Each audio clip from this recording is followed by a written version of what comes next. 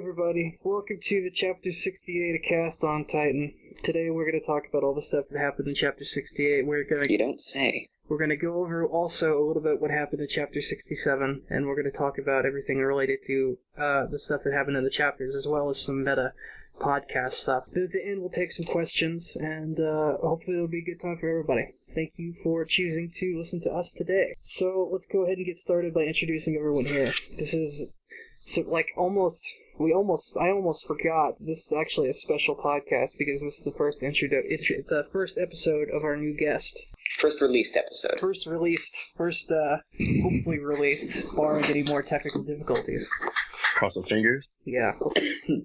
Alright, I'm Scott, also ScottV23 from the subreddit, and I really liked both chapters. I think 67 was a good introductory or setup chapter for 68, and I think the way they resolved the Rod Rice issue and all of that was really well done, and I really do like where they're going with it. I'm Zach, Darth Mewtwo. I don't really remember 67, even though I reread it just a couple minutes ago.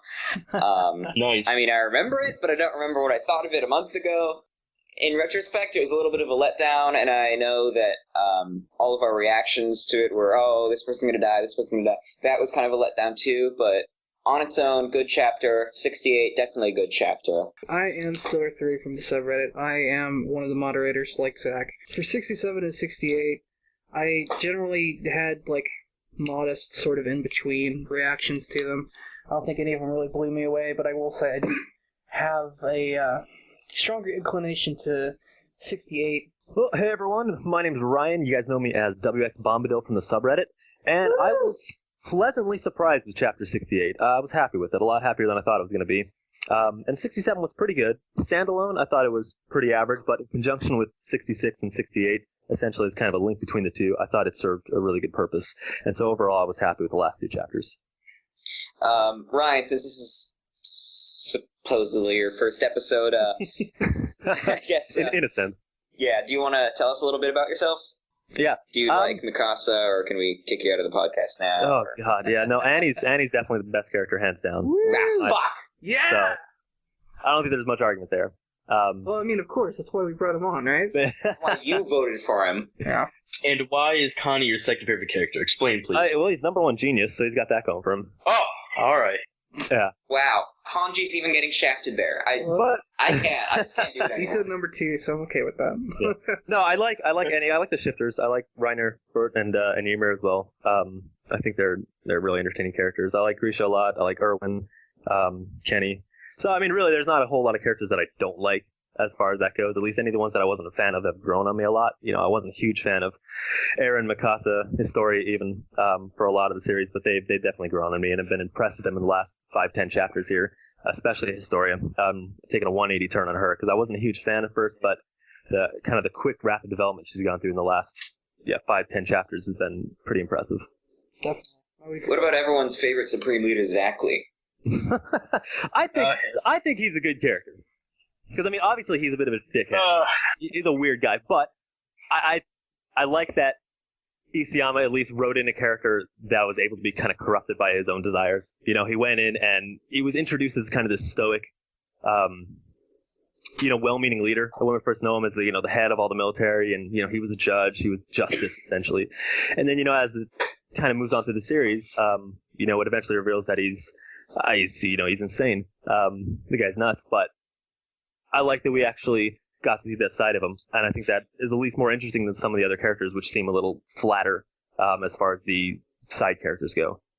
I tend to agree with you, Ryan, on that, but I feel like, yeah, he did serve a purpose for showing how corruption can absolute power corrupts absolutely, but you watched the Superman and Batman trailer, too!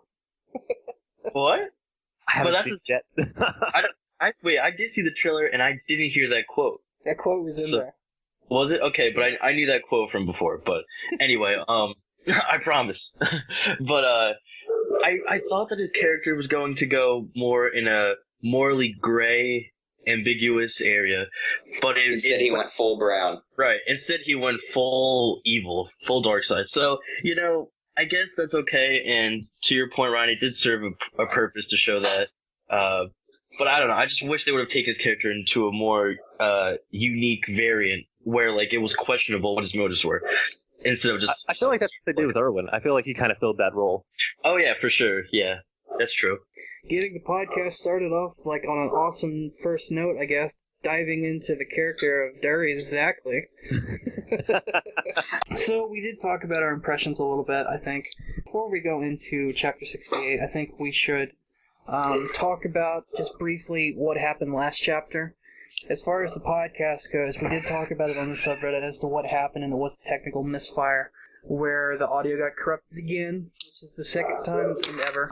So we looked at it, we did come up with a sort of backup plan now, so in case this happens again, we should have a little bit of a fault tolerance if need be. So hopefully that will help us in the future so that we could avoid having this happen again. With that in mind, though, there is no Chapter 67 podcast. We're going to roll it together with this one a little bit and talk a little bit about Chapter 67. So to get started with that, what did you guys think about Chapter 67 on the whole? Because like we talked about, we're not going to go into super details just because it's been so long. I think we can talk about it sort of generally leading into Chapter 68. I think 67 was as good as it could possibly have been, because I feel like it was meant to be a setup, obviously, for the events that happened in 68. So there was a very limited amount of epicness that could be, garnered from just a setup chapter. But I feel like it did its job properly. I liked how they introduced the characters and everyone met up again, Squad Levi met up with, Erwin and all of them. So that was nice. Like, continuing the tradition of, just the most casual event, meeting back up. You're just like, hey, how's it going, Yeah, such a casual event, though, had, a lot of, an impact, at least when I was reading it, because it was an event that was in the making for a while, and it paid off, because I like how they made it nonchalant and just, hey, we're meeting up, because that's how it would be in real life, as opposed to some anime, some manga, where they're just like, oh my god, this huge major event. Yeah. Yeah, the music, uplifting music, and they make a huge deal out of it. But here it's just like, no, oh, hey, what's up, man? Oh, yeah. No, nothing. We can't even catch up because we have shit to do.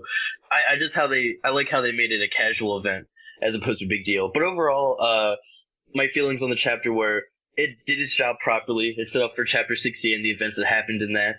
68 was far superior in my mind, but that's to be expected for what both chapters and the purposes of them were.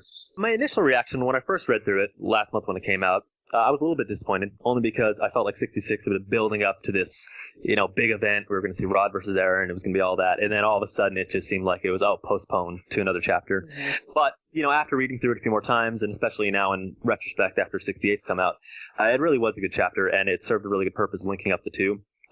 Wasn't a lot of action that happened, but we got a lot of information in the meantime. Like Scotty said, we got that reunion with everybody, and it was nice that it was all business. Erwin came in and he said, all right, good to see you. No hugs, no kisses. Let's just get back to business because we got things to do. A couple things that did stand out to me, though, was Sasha was interesting because she had a little panel in there where she basically broke down in front of Eren and said, I didn't believe you'd save us. I thought we were going to die. And it's interesting because that's not the first time this has happened. We look way back in the story to the Trost arc, when they killed those Titans from jumping from the rafters. Mm. Yeah, well, she missed hers, and she was about to be killed until Annie came and bailed her out. Yep. She had the same reaction where she was like, she gave up, and she kind of just accepted defeat, and then freaked out when she got saved because she was like, et cetera, et cetera. So that was just interesting to see that kind of come back to the surface with her. Historia, I was...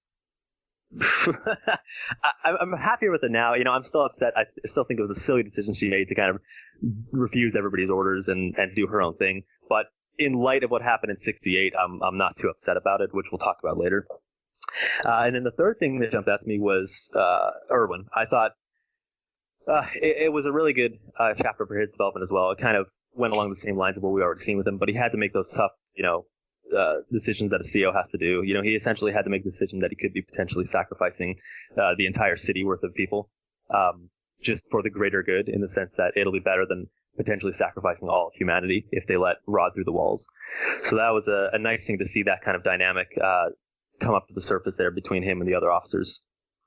So I want to go back to you were talking about Sasha. I think that's a really interesting point to go along with what Aaron's been saying in the last couple of chapters, because the last like 3 chapters have read to me from those two characters' perspective like Isayama is trying to keep it as realistic as possible, with Aaron being like a super downer and being hard on himself a whole lot. He's not like trying to be big main character guy who's super confident and like gonna save the day type of thing, where in 66, 67, 68 he's kind of just like he had a crisis, of like a self-crisis, where he was having a confidence issue that he managed to resolve.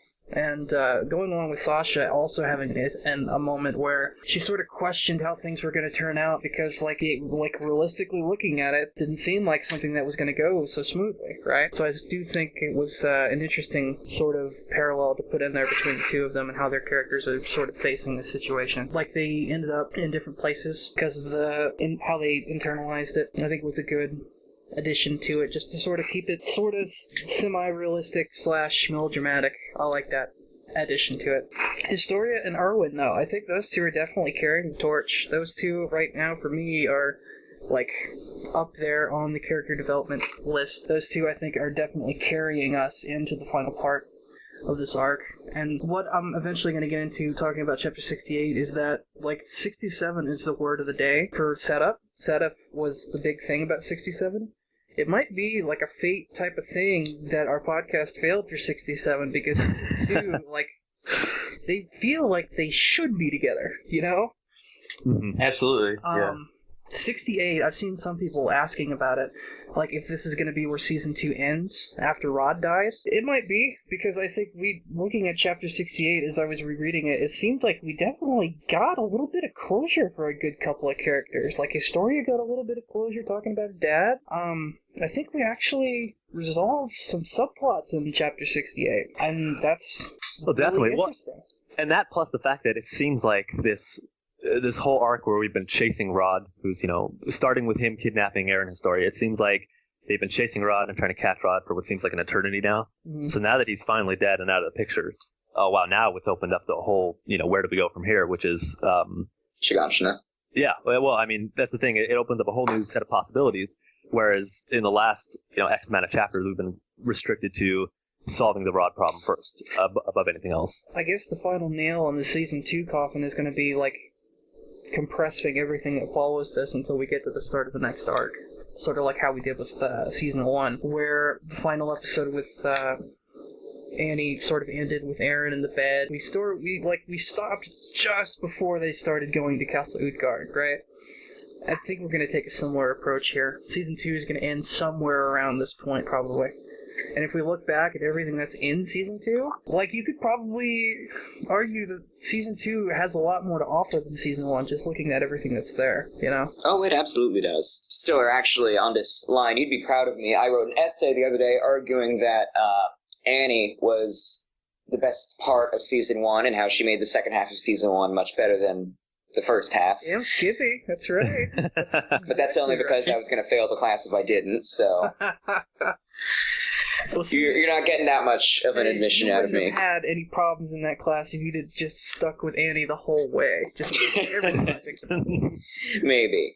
But, no, with this ending of 68, I read the final panel and I stood up and I said, boom! Roll the credits. Because to me, there is no better place for them to roll the credits. It's an ending. It's a cliffhanger in a way. There's no better way for them to do it. I can't see them ending it anywhere but. And they actually kind of summarized some of the big points, too, a little bit. I forget if it was in 67 or 68, but there was a line where they were sitting in the cart, I think it was 67, where they were all talking about, oh, Grisha actually did try to help humanity here. Yeah, he got some vindication, which was nice. They talked about basically resolving that subplot, which sort of closed the book, I guess, on that case, like mystery solved. Yeah, they closed the book on that. Aaron literally beating himself up. That closed the plot of him figuratively beating himself up. A melodramatic angle for Aaron with that, but that was a little silly. I thought that was really stupid. One thing I kind of was surprised to hear you say, Stiller, is that Erwin's been getting a lot of character development here. He hasn't really done much in these past couple chapters, and I was wondering where exactly you're coming from with that Coming statement. from the breakdown that he had like 10 chapters ago, however long ago it was when they actually did the overthrowing of the government, whatever chapter that was. Like, he had a breakdown where he had to pick himself back up, you know what I mean? Like, he carries himself with such a harder burden on him than almost anyone else in the show, that him falling off the horse, so to speak, and being able to pick himself back up takes a lot more than it would for any other character. Almost any. Yeah, because he only has one arm to do it with. But coming full circle on him still being as strong as he's ever been, if not stronger, by being able to still carry out his job like he has been, is pretty ridiculous. Pretty, ridiculous in a good way. I think it's really indicative of what kind of a character he is, and just sort of like how I always talk with Annie about how she had such few lines of dialogue. Erwin, I think, has the same type of situation going on where he doesn't, there's a saying, right? Speak soft or carry a big stick. Teddy Roosevelt. That carries, I think that's Erwin to a T. You know, and sort of seeing that he hasn't faltered from that, and he recognizes other situations, like with Astoria and what's going on. This has been a big arc for him. I think so, very much. Okay. That's the explanation for that, unless you had... I just thought you were talking about these past couple chapters specifically, but I can see where you're coming from with that then, yeah. Well, no, because the last couple of chapters have been, everyone, you know? Not just one specific person, but everyone has things going on where it's sort of all over the place with everyone being involved in things. Like Historia had, she had her own thing going on that led into 68, that sort of led into closure with her family and how she's going to be able to move forward. Erwin had the same kind of thing going on. Mikasa, I just noticed during the last reread I did, she had a thing going on in this last chapter, chapter 68, where she went in to attack Rod. I don't remember what the panel was for, but she had a line where she said, don't waste the opportunity this time, right? Which is a callback to what she said when she tried to decapitate Reiner. I thought that was a nice touch, because I'd almost totally missed that until I did the reread. I don't remember her saying or doing anything. Let me check right now. Well, she was giving herself grief, because when Reiner and Berthold revealed that they were the Armoring Colossal Titan, she went to kill them, and then didn't, go through, wasn't able to do it. She was pissed at herself. In this last chapter, she said the line again, because she was going in to do the same thing to Rod. That was good. I liked that. Oh, I see what you're saying. Frankly, I don't think that was a line from Mikasa. I thought that was more of Erwin's orders, just going through their minds. But yeah, there's definitely some juxtaposition with placing that line on that panel with Mikasa. Right. As far as 67 goes, I don't think we have a whole lot else to mention, because it was just like we talked about. Well, we didn't talk about what we saw, the hardening. We saw how Eren came out of that. We talked a little bit about sort of the funk that he went into and came out of. So aside from making jokes about, the Turkey Titan and all the other little... Birth defects. Yeah, all that weird stuff, I think we're ready to move on to Chapter 68 full, and actually take a look at some of the stuff in there in particular that we haven't already talked about. So what did you guys think of the opening where they talked about how the people in the north were just going to be exposed to a training drill or exercise type of thing? I like the picture buy it at all. You're gonna see some weird things, and it might seem like it's kind of ridiculous, but it's fine. It's just an exercise. Don't worry. For the purposes of this demo, we are using gaseous LSD in order to simulate Titan steam. Do not freak out. And if anything leans over the wall, you're just having a bad trip. Don't worry about it. It's a hologram. It's all hologram. It's like Tupac. God. But What's a hologram?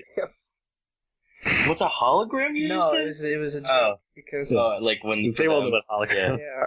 Oh yeah, they all went to Coachella. It's very popular over there. Yeah. And the shopkeeper, he was like, "Yeah, but I want to sell things," and they were like, "No, you should take the day off." It's no one's gonna visit your store. I'm pretty sure. Yeah, trust me, they're gonna be busy with other things. Yeah. I'm glad that people were upset, though. I'm glad they were upset and they're saying, "Oh, this is bullshit. You guys just took over. Why are we doing this?" Because this seems more realistic than the alternative, where they would just interesting to see that they're going to politely comply. The theme of the public not trusting the government at all, regardless of that it has a new oversight, so to speak. And I think that works well with the conversation Historia had with Erwin, Definitely. Where she asked him, are the people just not gonna, are they just gonna be cheap? Are they not gonna care that, like, I have a good name? They don't care at all?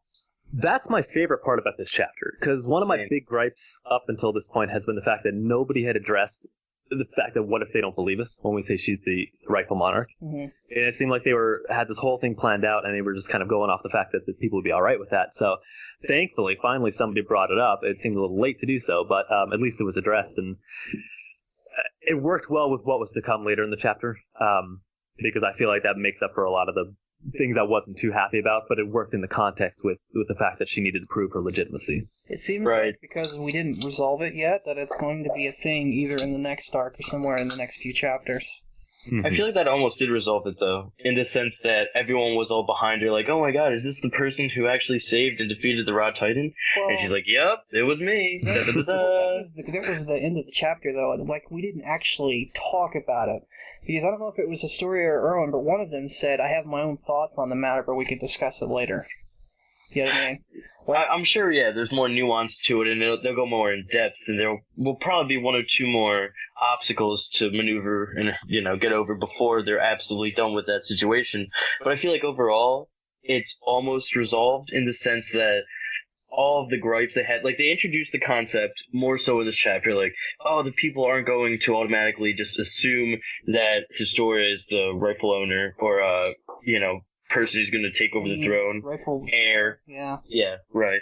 And that's the problem that we've addressed, time immemorial, and it's great that they actually addressed it in this chapter.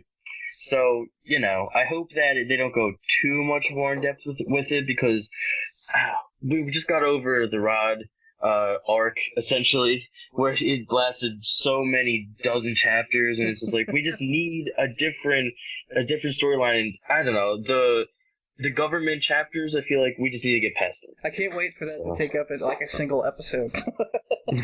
Honestly, oh my god, it probably will too. Oh god, that'll be the worst. Like, you have no idea how long you sat through that shit. Well, I think Isayama has a lot of leeway to work with here as far as the whole heir situation is concerned, because I feel like the way he's done the populace, they don't really care about, who's technically the heir by blood. I don't think that's as important to them as just looking for an actual proper leader, somebody to lead and follow, and again, how are they going to prove that she's, a rights by blood anyway? They just have to take everybody's word for it still. So the fact Don't worry, guys, my mom was a whore. Exactly. The fact that they're following her based on her merits, what she's done, her actions, shows what kind of leader they're looking for, as opposed to just blindly following whoever tells them who's in charge. Well, sort of to Scotty's point, it'll be interesting to see if we actually pick up from, hey, we need to prove our legitimacy here, or if we just sort of, oh, the public never, fully trusted the government anyway, they're still just going to be the public. They're going to do what they do. Mm-hmm. I think they're just going to be like, okay, you just saved us all from a giant freak, face. You want to call yourself queen, and the Survey Corps says you're queen? Okay. The prevailing thought seems to be like, oh, we're going to the basement now. Oh, we're going to the basement now. Please. Where it might not actually be that yet, because, Stiller? I just want to go back to that Shifter Village. The basement is going to be at the end of whatever the next arc is, if it even is the next arc.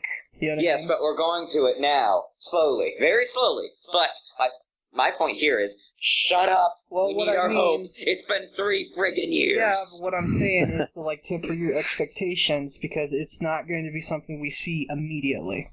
I agree. I don't think we're going to be right back to the basement. If anything, it might be the final destination. Which means have some fun action on the way, but which means we might have a chapter where we actually talk about some of this takeover policy now. You know what I mean? Actually get the ship right and settled and put everyone. I don't see why that would be necessary. I'm not looking forward to that if it... They could just say, Historia and Erwin and Zachary worked it out behind the scenes. Yeah, we're good. Almost like an epilogue to what's happened recently. Yeah, exactly. Like an epilogue. Yeah. I don't mean they should take a whole chapter. I just mean they should address it. Right? Mm-hmm. So, next. Next thing. Okay. Something I liked about this chapter, I mean, we kind of touched on it briefly before, but when Aaron hit himself and was like, I'm trying to defeat this wimp, this coward, hopefully I finished him off. God, that was the dumbest thing ever. That was... Yeah, I feel like... Roll your eyes on that one.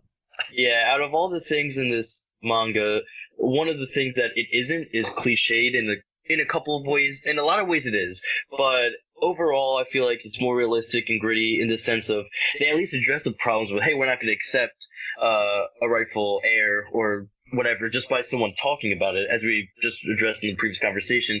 That's a little more realism than most animes and mangas go in depth with. Typically they just be like, oh, someone says it, okay, the populace agrees unanimously, hooray, let's throw a parade. Here it's like, no, we have to actually take this problem and solve it in a more reasonable, more believable way. So the fact that he punched himself and made it like so melodramatic, as you put it before, Stiller, it's like, I don't know, I feel like I understand where they're going, and I hope that's Isayama's way of saying that character, that bitch that I created called Aaron before, he's gone, he's dead, he's not in the picture anymore. But that's what I thought happened last chapter. Yeah, he had his little moment and he was like, all right, I'm over this, let's do it. I thought we were through with his angsty stage, and now we're back full circle when he's doing it again. So you just wish it could have been done in a cooler way. yeah. That's so stupid punching himself. But and then overall, it's Yeah, because it was like, Aaron, don't transform yet. And he's like, no, I'm just trying to punch myself. It's like, oh, okay. It's like, that's really weird that you're doing that, but... That's just like, to me, it seems like, you talked about how Attack on Titan stays away from cliches as much as possible. That, to me, seems like a very, very anime-ish thing to do. Right, that's why I was criticizing it, because it's not the norm for the show, typically. Aaron is so much more enjoyable as a character when he's motivated to get things done, as opposed to just wallowing in his own self-pity. Even though because he has a tendency to do that, and then when he is, it's like kind of drags everybody else down. You're just like, all right, we get it. Shit sucks. You got to move on with it. We do need a balance, though. Yeah, he can't be all action all the time, or else there's no substance to him. Right. I just really want to see in the upcoming chapters, we need to get more shifter action besides just Aaron. I need to see more unique characters. Tell me about it. Because that's why I was so begrudging to admit that we might go back into a government arc with, we're gonna smooth the transition now with Historia. It's like, I just want to get past this, and I want to see some fighting. That's all I want to see. I need to go back to the grassroots of what made this show awesome, what made it epic, what made the first anime season everyone, oh my god, this is awesome. It wasn't let's see the intriguing conversations between the two characters who are pitying a pity party. It's like, no one wants to see that. So Scotty, I want to see. You think it's bad now? Wait for Stiller and I to have to deal with this shit when season 2 of the anime comes out. You know what? I like the pity parties. Pity parties are usually good character development tools. So I just talked about how we need balance for Aaron between motivated, getting shit done Aaron and depressed. I need a booster Aaron. I like the balance because booster. You gotta have the balance because that's character building. Well, and it's easy to forget that they're supposed to be teenagers, and teenagers are emotional and they have mood swings as they do. So it's pretty typical for the age. Sure. Right, but these aren't your typical teenagers. But I understand. Yeah, it's just the things they've gone through. Yeah. But yeah, for sure they're going to be immature. They're going to have pity parties and all those things that are at the age of what Zach is right now. So I was just about to say I'm not sure if I should be taking any of this personally, but now I've made up my mind. I should be taking it personally. I should be taking it very personally. You know what though? After a few years, you're going to look at it like we do. Future you is on our side talking about this. That's gonna be so fun. I just want to go commiserate with Scotty's cat right now. Scotty, I don't know why you don't like pity parties. Dialogue is... Why I don't like pity parties? Okay, wait. Hold on, let me clarify then, because... having well-written dialogue is super important. Oh, but I agree with you, Stiller, but if it's just a chapter of Aaron going, I suck, I can't do anything. That. Exactly. The thing well, about that's that depends on the writer. If the writer does it well enough, you can make that work. I think we have, as we always do, Stiller, we have different tastes. Definitions or... No, shut up, not different tastes, but yes, that's true too.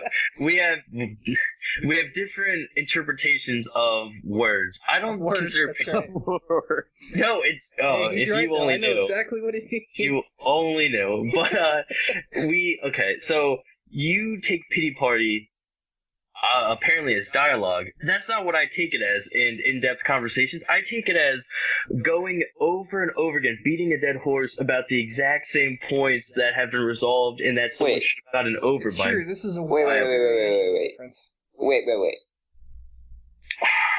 When did John die? Who's John?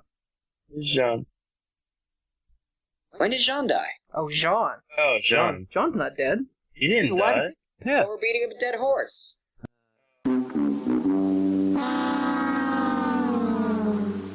But yeah, I just feel as though a pity party is kind of what Historia was going through when they were in the Crystal Cave, the Fortress of Solitude or whatever, and they were all talking. Yeah, might as well be. And they were talking about, Dad, I don't know, conflicting messages about Aaron or who I should side with. Obviously we got past that and she chose the right side, but it's like the fact that she kept going back to that point and the fact that she couldn't resolve the issue quick enough, that to me sounds like a pity party. That they kept revisiting that same issue, which should have been resolved in the first place very quickly. But dialogue and getting character info and development, that's not pity party to me. That's just development. Like, I consider it a subcategory of dialogue. Like a pity party? You know what I mean? Yeah, like when we talk about conversation, I consider that to be a subcategory. So, like you said earlier, we've had a lot of instances where words mean different things. Absolutely. I think you both have good points. I mean, I think you're both on the right track, just in kind of two sides of the same coin. Store's right. There definitely is a balance that you have to have between the action and that kind of introspection, internal dialogue, because otherwise, if it's just all action, there's no substance, and if it's all talk, it just gets boring. But I do agree with Scott there. I think there have been a few points where sometimes it comes across a bit heavy-handed, or maybe the balance isn't perfect, and it seems to be getting better as we go along. Compared to some of the pacing issues we had in the beginning of the series. I was getting ready to say, I have to wonder if it's going to translate into the anime as a pacing issue. Yeah, so it'll be curious to see how that pans out when they animate it. If it's another episode 19, I'm going to be mad. But I think he's getting better at it, and I think every chapter we go on, he's finding the balance a little bit more and more as far as the writing goes. So I'm impressed with it. I'm still happy with it, but I definitely see where you're both coming from. So there are three that I want to go into next. Three different ones. The first one is about Aaron's sort of reflection on his younger days by seeing the kids in the town who have that like 2-page spread of looking up at the Rod Titan, and it's just like, oh, that was me once, That was a fun moment. That was good. That was probably one of my favorite parts of the chapter. Like, even with the action that we've been so desperately needing, that whole introspective of the literal opposites, one brown hair and two blonde hair, dressed the same way, etc., etc. It's like even a set of three, Mm-hmm. Oh yeah, it was the doppelgangers, essentially. Pretty much. It looked like, not Aaron, the way they were... not Mikasa, not Armin.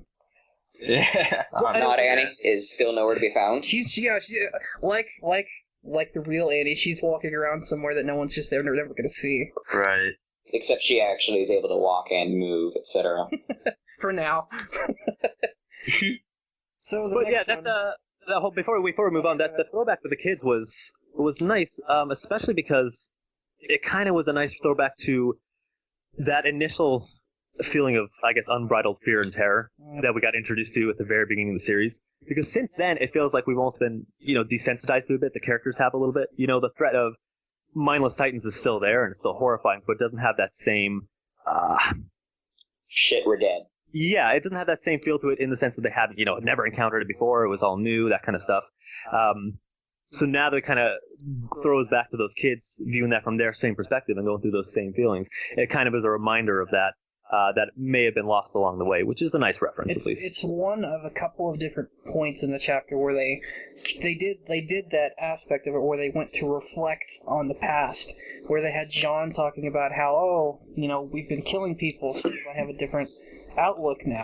Sasha's not hungry anymore because she's, all these sorts of things, and we see the kids here, we see the reflection back to where we started, maybe even have some nostalgic thoughts about, what were the mindsets at the time, And you look at it now, and the real big thing, like, you have your reflective moment where you go back and you think about everything that they've been through, and you look at the next page, and it's a picture of Aaron sitting on the top of the wall, like, getting ready to fight this thing, and it's like, oh, look how much we've grown since then, you know?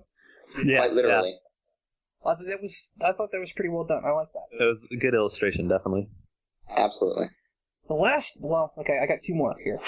Looking at the single spread, is a lot of people have been talking about what the hell is going on with Rod's Titan that we can actually see inside and see, like, what looks like a heart or like a stomach or like a liver or something. Like, is that an intestine over there? Like, what am I looking at? Why does it have organs? Why does it have organs? Yeah, very interesting. Yeah. The question is it just an artistic choice, for style, or does it actually have some plot substance? Sure. Is there some relevance to it? We know that the Titans at least had some kind of stomach, because that's where they put people before they chuck them back up. Stomach-like fleshy pouch. Yeah. So, I mean, the idea is that they are anatomically resemble humans, so I don't think it's completely unexpected to see them with some kind of, fucked up organs inside of them. Why is his stomach open at all? Like, you can see... Because he was dragging himself across the ground. Yeah, and he was still, shaving himself along. He burned it off. That's why it's gone. Yeah. No, he didn't burn it. The ground from the cave to here has been the world's largest piece of sandpaper. Oh, wow. That's why he has no face. That's why he has no chest. Pretty Yeah, he left a pretty good rut behind him. Yeah, okay, that makes sense. Does that also explain, like, the ribs that it looks like that's sort of poking out, like the little... Yeah, because I think so. Basically the top, I'd say, like, to scale, the top inch of your chest has been ground off. The ribs have been just cut off there. And it's sort of, maybe it's like when he's standing up and looking over the wall, they're like starting to regrow a little bit, and that's why all that steam's coming off. Yeah, I'm sure that'll look pretty cool when it's animated. Okay. Oh, absolutely. Hopefully It's very it'll make beautiful. a little bit more sense, too. Yeah, this whole fight scene and everything, it's gonna be expanded. We're gonna get some great 3D MG scenes. Hopefully the fight will actually make a little sense, and it's gonna be beautiful. Yeah. Personally, I think the organs were just a stylistic choice, kind of to give that extra sense of fear and intimidation. Yeah. It adds a little I would agree with that. Sort of a gross factor, but that adds to a realization that, oh shit, this is a real thing. Mm-hmm. It has a heart the size of my house. Right. Okay, then.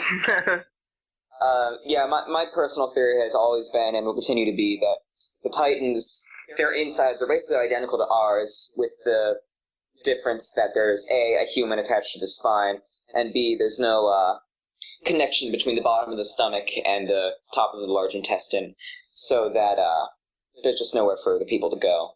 So it would make sense that everything else is still there. So the final question that I want to pose coming out of this two-page spread is about Rod. I want to take a step back and talk about an old topic, because I've seen some people on the subreddit asking the question about Rod's morality. Sort of his peace, his version of peace. Like, now that he's dead and we're sort of looking back at sort of how this arc played out, what do you guys think about Rod's character in terms of morality? I think we got a lot of development into that in this chapter, actually. At the very last pages, when you saw the flashback that Historia got as she killed Rod, we saw that Rod seemed as, in his younger years, he was talking with the person who previously had the godlike power, and he was like, just please, just kill all the Titans with their powers, please, just help us all.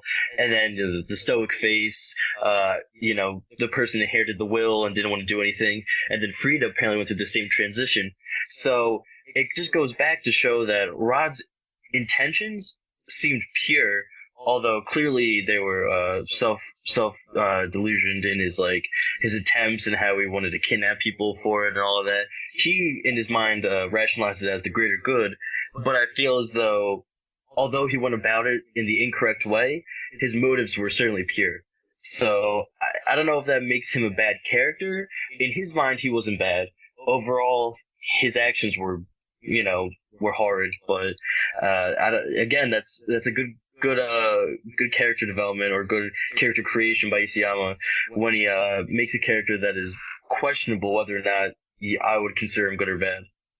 Well, to be fair, no one sees himself as a bad person. Right, but even still, some people understand that their motives are, selfish, and they want something because it's for their own purposes. But I think Rod actually wanted to save humanity. He didn't necessarily want this power for himself. He didn't even want to ingest the godlike powers for himself, like he said. And we never got confirmation if there was any literal reason behind. He just needed to help whoever had that power to try and make the right decision. I mean, that's all we got out of it. That was the only reason that he couldn't obtain this power. So it was almost like a self-imposed restriction on the amount of power he could intake. So right there, it shows that he didn't have an obsession with the power. He just wanted it to fall into the right hands so that everyone could be saved. So even though you're right, Zach, no one looks at themselves as evil, he wasn't doing it for the wrong reasons, which is why I don't think he was bad. We've established that this is a gray right here. This character is acting out a gray morality. But when I look at that panel, I look at the reflections, I look at the flashbacks or whatever that his story is having, and I see like Rod having that moment, sort of like Aaron, where he says, "Why don't we just kill all of them?" And you look at it, it reads to me like a timeline, where you read through it and you really see this thing that they've been trying to establish destroyed their family. Like, everything about their family over the years has just been demolished to the point where it's just sort of this blob now, where you just have this entity who's trying to accomplish this single goal. And it seemed like, to me, looking at that image, like, this goal consumed that family and just utterly destroyed whatever semblance was left. To the point now where sort of my original reaction to Rod talking to Hisoria about the mind wipe thing, where I was like, why doesn't Rod care that mind wiping his own daughter isn't why is he not having an issue with that? I look at it now and it's like he's sacrificing everything. His family's destroyed. He's just trying to do the one thing his family's ever wanted to do. He is literally out of fucks to give. He's his last resort. This is what it is. I have a certain amount of sympathy for him. I mean, it seemed like, yeah, like you guys touched on it, when he was younger, it seemed like his goals were in line with what our current protagonist's goals are, but it seemed like there was a fundamental kind of philosophical divide about how those goals should be achieved. And over time, since then, it seemed like, his method of going about that had become so construed and so convoluted that by the time we're at the present day, it's just any noble ambitions he had are just a shell of their former selves, if they even exist at all at this point. And so you do sympathize because his heart was in the right place to begin with. But yeah, like you said, so many certainly in the right place as a Titan. Yeah, but again, yeah, so many awful things had happened to him, and his family's just been destroyed, and all these events out of his control. By the time he gets down to the end of it, it's who even knows where his head's at the end. I mean, obviously he didn't initially plan on ingesting all that Titan serum. So yeah, it is kind of sad to see how somebody with initially noble ambitions can stoop to such a level. With everything happening around them like that. I think that I'm going to fall on the side of the fence that says that he's not redeemable, just because, like, we have so many characters in this story who have a tragic backstory, but a lot of them have bounced back to the point where they've been able to make the best of it, and actually have a, like, lighter gray sort of through the actions that they've chosen to take. For Rod, I look at it and I see sort of what he was willing to do to Historia, what lengths he was willing to go to, even at the point where he would sacrifice the only family that he had left to achieve this goal. And I could say, all right, you know what, I can sympathize because I get that side of his story, but I can't relate to the actions that he was willing to do. You know what I mean? That's just that. There was a line for me that he crossed. Mm-hmm. And it wasn't like he was a great guy for the last 10 years. I mean, you know, he abandoned his bastard daughter. Yeah, intentions. He wasn't, you know. You're not wrong. It's okay to say. I think it's okay to say I can sympathize with him without condoning his actions. So his behavior is still reprehensible, and he's not a good person, but I understand where he's coming from. Right. You got it. Yeah. Scotty, you were ready to say something? I was just going to ask, what was that defining moment? Because it sounded like the way you were talking about it. You had guess what the defining moment was? I will give you one guess as to what the defining moment was. I should probably know this, shouldn't I? Probably know this. I'm trying to think. It has to do with the when he murdered the wife. No. No, that didn't do it for you. No. That wasn't it. No. When Mr. Jaeger came in and had his fun.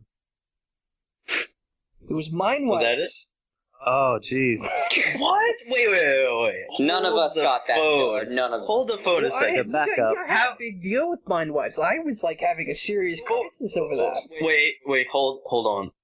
how do you possibly link that to Rod in particular? Because Rod did not care that it happened to Historia. Wait.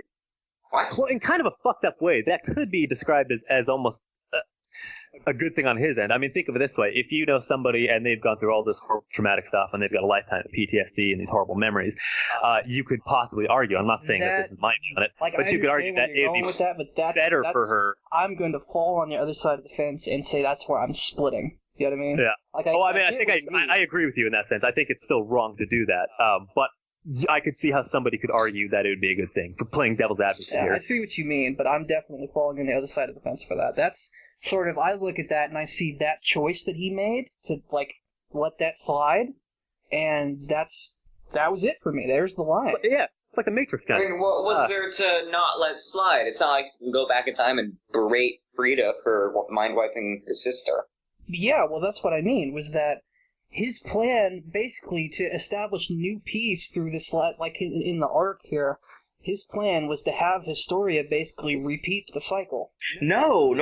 Wait, still. Rod, his entire life, has been trying to break the cycle. That's his entire mission. Wasn't the plan that he was going to have Historia eat Eren, gain the power, and then perform another mind wipe? No. I think the plan, which we saw in this chapter and every other previous chapter regarding when they mentioned this, was Rod has been trying to convince his brother, his grandfather, whoever first had it, and then Frida, in not just to be complacent and not to give all the information to the public, but to actually give out that information to the public and then to exterminate the Titans. That's been his plan all along. Yeah. I don't see that at all. I don't understand. We just need to kill every single Titan right now. Why? Why won't you understand? Well, that was him as a kid. Like I talked about earlier, how that's a timeline. They were all of the hosts, like his brother and Frida, they were influenced by the spirit of the first king or whoever, who sort of drove them to that idea of we can create a false peace by using mind wipes. And over time, as Rod got older, he accepted that plan, right? We know. Yeah. No, go right. We know that he wanted Historia to eat Eren so that she would have the Rice powers, the God Titan powers. Right. Do we know what he wanted her to explicitly do with that afterwards, or just that he wanted that to stay in the family? Well, that's what we're talking about, where I took it as he wanted Historia to take that power so that he could just reset the cycle back to square one, mind wipe everyone and pretend nothing ever happened and just go back to normal. There's no evidence for that. Now that I think about it, though, there's even more evidence to support Zach and I's theory, because halfway through, when we were in the Crystal Cave and we were discussing the issues of what Rod's motives were when he was describing it to Historia, he even said, he went back to the previous point, which is, I can't ingest the power of the God Titan because my duty is to try to convince the person to make a change and break the cycle. Entire, right? Yeah, so there was a huge part when Rod was explaining that to Historia when he explicitly stated that his goal was to break the cycle as his brother promised, or he promised his brother. Well, that's what he was trying to do with Frida before she got murdered. Exactly. So, and the part, of course, that it didn't work with her because she got overruled by the will of the king. Right. So even up until that point, he wasn't a kid anymore. This was actually more recent than a lot of other previous characters that have motives and where they stem from. So it stands to reason that his motives at that point are still concurrent with his current motives, or, current motives until he died. So I would say that there's no reason, and also there was no reason up until that point to dissuade us from that theory that he still had the same motives as he did in that conversation. So if Rod wasn't responsible for trying to carry out the mind wipe plan, then was it the first king who was responsible for that? Absolutely. Yes. It's the will of the first king. Okay. That's why he was literally put in prison for trying to get his father to tell everyone. So I want to go back to Rod. Why his brother was trying to do it as soon as he got the will and he 180'd. Why Frida, she says, I'm not letting the ghosts of our ancestors get the better of me, and then immediately failed. Psych. Yeah. So going back to Ryan's question, why did he want Historia to eat Eren then? It's just taken over his life. There's nothing else he knows. What was he wanted have Historia do? He wanted Historia to inherit the power because the only way that let's go back to Rod's major goals. Wait a minute. If Rod wanted her to break the cycle, why is that a bad thing? That's not a bad thing. That's because he couldn't do it and he didn't realize that. The reason he didn't take the power himself is because he needed to be there to convince whoever had it to do the right thing. He tried that with his brother. He tried that with Frida. Neither time worked. And I guess the irony of this is that in Rod's attempts to take control and be in control of the situation, he's kind of ended up being just a pawn of the First King's ambitions. Sure. Despite all his efforts to take charge of the situation and get things the way he wants them to go, he's ended up just becoming another cog in the machine, essentially. He had no control over that, really. Although he's gone through different people, though, his motives have stayed the same. He's always tried to get the person who had the god power to reveal the truth to the public, and then to help exterminate the Titans. Why would That's been his goal. Want to reveal that information to the public? Because Rod is the one who wanted to control that information so it didn't get out to the public? No. Who? I think the point. Why would you want that information to be public? Because there's no reason why Rod would not want that to be public. Well, to be fair, Scotty, he would want it to not be public so that he could have more power. I thought he was being evil, and this was the plan to control the public through mind wipes. I think he wanted to control the public up to the point where he could give the power to somebody who would actually exterminate the Titans. Because until that given point, the populace that was in the city, it still needed to be maintained. So he may have used that as a way to control the public until he could solve the problem. Then he wouldn't need that power anymore. So it was a means to an end, almost. Yeah, that could be. It could be that. Yeah, essentially, along the same lines. The only way that he felt that he could solve the Titan problem in the long run was to take control himself, so he could orchestrate the whole thing, not trusting everybody else enough to get it done. And Rod and Grisha are basically two sides of the same coin here, except that one would take different means. Well, now I just have more questions. Okay, so what was the end result that Rod got? What was the solution that he found? I don't know. I think he was going to figure out. Try and convince Historia to use it. But after that, what end? Why did we kill him? Why is he dead?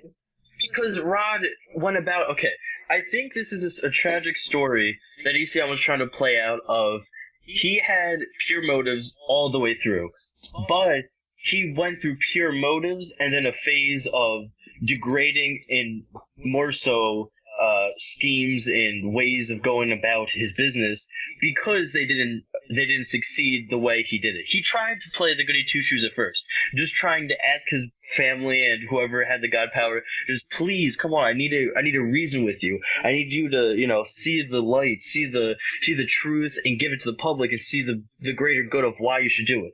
And then when that didn't work, he had to resort to underhanded means. And then he was so desperate to get Historia back or to get the power switched to somebody who was in the Rice family so that it could be used to its full potential and even have the chance of getting out, that he used all these motives and underhanded methods. He got desperate. Because he got desperate. It's essentially a story of a man who has no other options but to go down this horrible path that we would consider evil from someone on the outside, but only because we don't know his true intentions. Basically like Dr. Doom. Yeah, and then as soon as he realized, okay, Historia is not going to transform, Eren... Oh, who knows about Eren? Historia is not going to eat him. There is nothing else I can do. You know what? Fuck this. I'm going to drink this magic juice that's on the ground, and I'm going to do this myself. If you want something done right, do it yourself. And then, well, he didn't have enough, so he turned into the birth defect and tried to kill everyone. I misinterpreted a huge part of the story. I want to revisit Grisha now. What was Grisha's... Why did Grisha go after him? He wanted the power to get the Titans out of Walmaria, and... I think the whole situation... Rod wouldn't do that, even though he's supposedly trying to... It's not up to Rod, it's up to Frida. Now? Rod would... What it is it all goes back to kind of the ever-present theme here, one of the more recurring things of, do the ends justify the means? And I think that when looking at Rod, Grisha and the scouts independently both decided no. In this particular case, the ends do not justify the means that Rod's trying to employ to get there.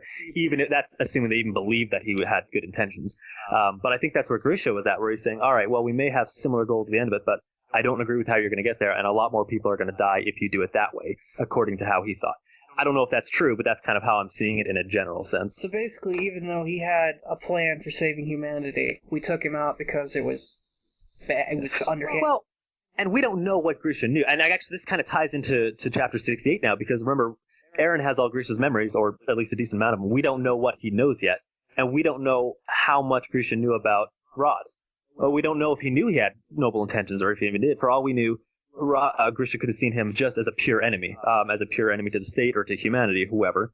Yeah, all Grisha for that reason is these people have the magic power that can make all the bad people go away, and they're not using it.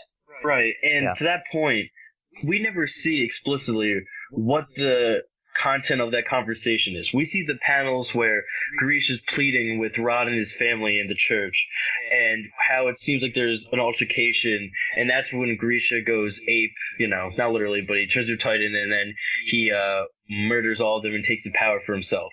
That is all, conjecture as to what occurred in that conversation, but think about it this way. From Ron's perspective, this man you may or may not have ever seen before in your life comes up to you and says, look, I know you have this god power. I need it. I need it from you. I need to take it from you. I need to use it for my own means and my own methods. Number one, I'm sure at first he asks them, please, I'm begging you to seal the wall. But you think about it, he can't. Rod's entire plan is under the guise of he's not even the true ruler. He's given the ruler to that the false king, so that he can work behind the scenes to get his own plan, perpetrated without any hiccups. He doesn't even want to exist in the public sphere, of relevance. So because of this, he can't just be lending out his god powers and doing good deeds all around the world, even if they're noble. So he's gonna say no,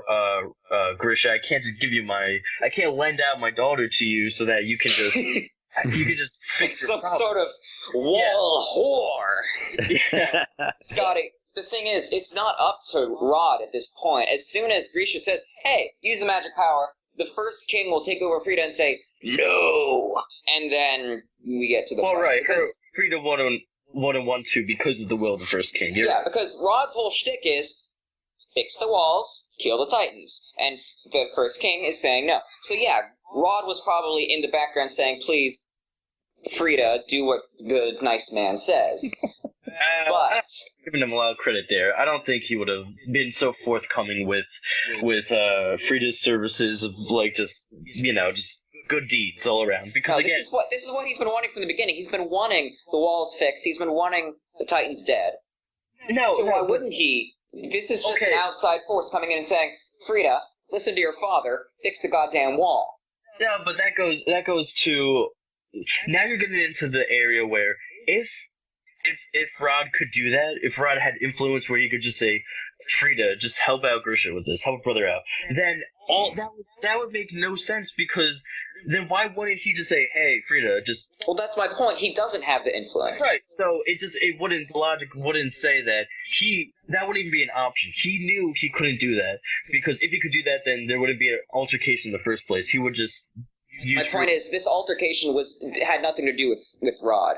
Yeah, exactly. On the inside, that's what I'm saying. On the inside, he was on Grisha's side, but there's nothing he can do. His hands are tied. Yeah. Well, remember, we're pretty deep into speculation territory here, because as much as we want to talk feeling Grisha, like we I'm actually more don't... confused than I was when we started this conversation. We don't really, in the end, until we get Eren's memories and have him kind of dissect that to us, we don't know what Grisha's motives were. Remember, up until this point, he was already a shifter. Who knows where the hell that came from? Has he been outside the walls or not? We don't know. We know that he knew where to find the rices there. And another interesting is that, and this is kind of, again, this goes into speculation in and of itself, but, at the beginning of the series, Grisha left from Eren's house at the very beginning and said, hey, I got to go off on business trips in the interior. I'll see you when I get back. I'll show you the basement when I get back. We don't know if he left, then the wall, they came and knocked down the walls, and then he redirected to the Rice's castle, or if he took a beeline and went straight there knowing that event was already going to happen. Well, I'm sure. I do think he didn't believe the walls were. He didn't know the walls were going to fall because of the flashback we see in episode. Maybe it was the end of episode 1, episode 2, one of those where he is riding in the carriage and he's crying, hoping for Eren Mikasa and Carla to be okay. So he did know it was going to happen. Yeah, because if it was going to happen, why the hell would he leave his precious family in the line of danger? Yeah, well, he may have known it was going to happen, but he didn't know exactly when. Then he would have. Either way, again, we're speculating here because we really don't know. Yeah.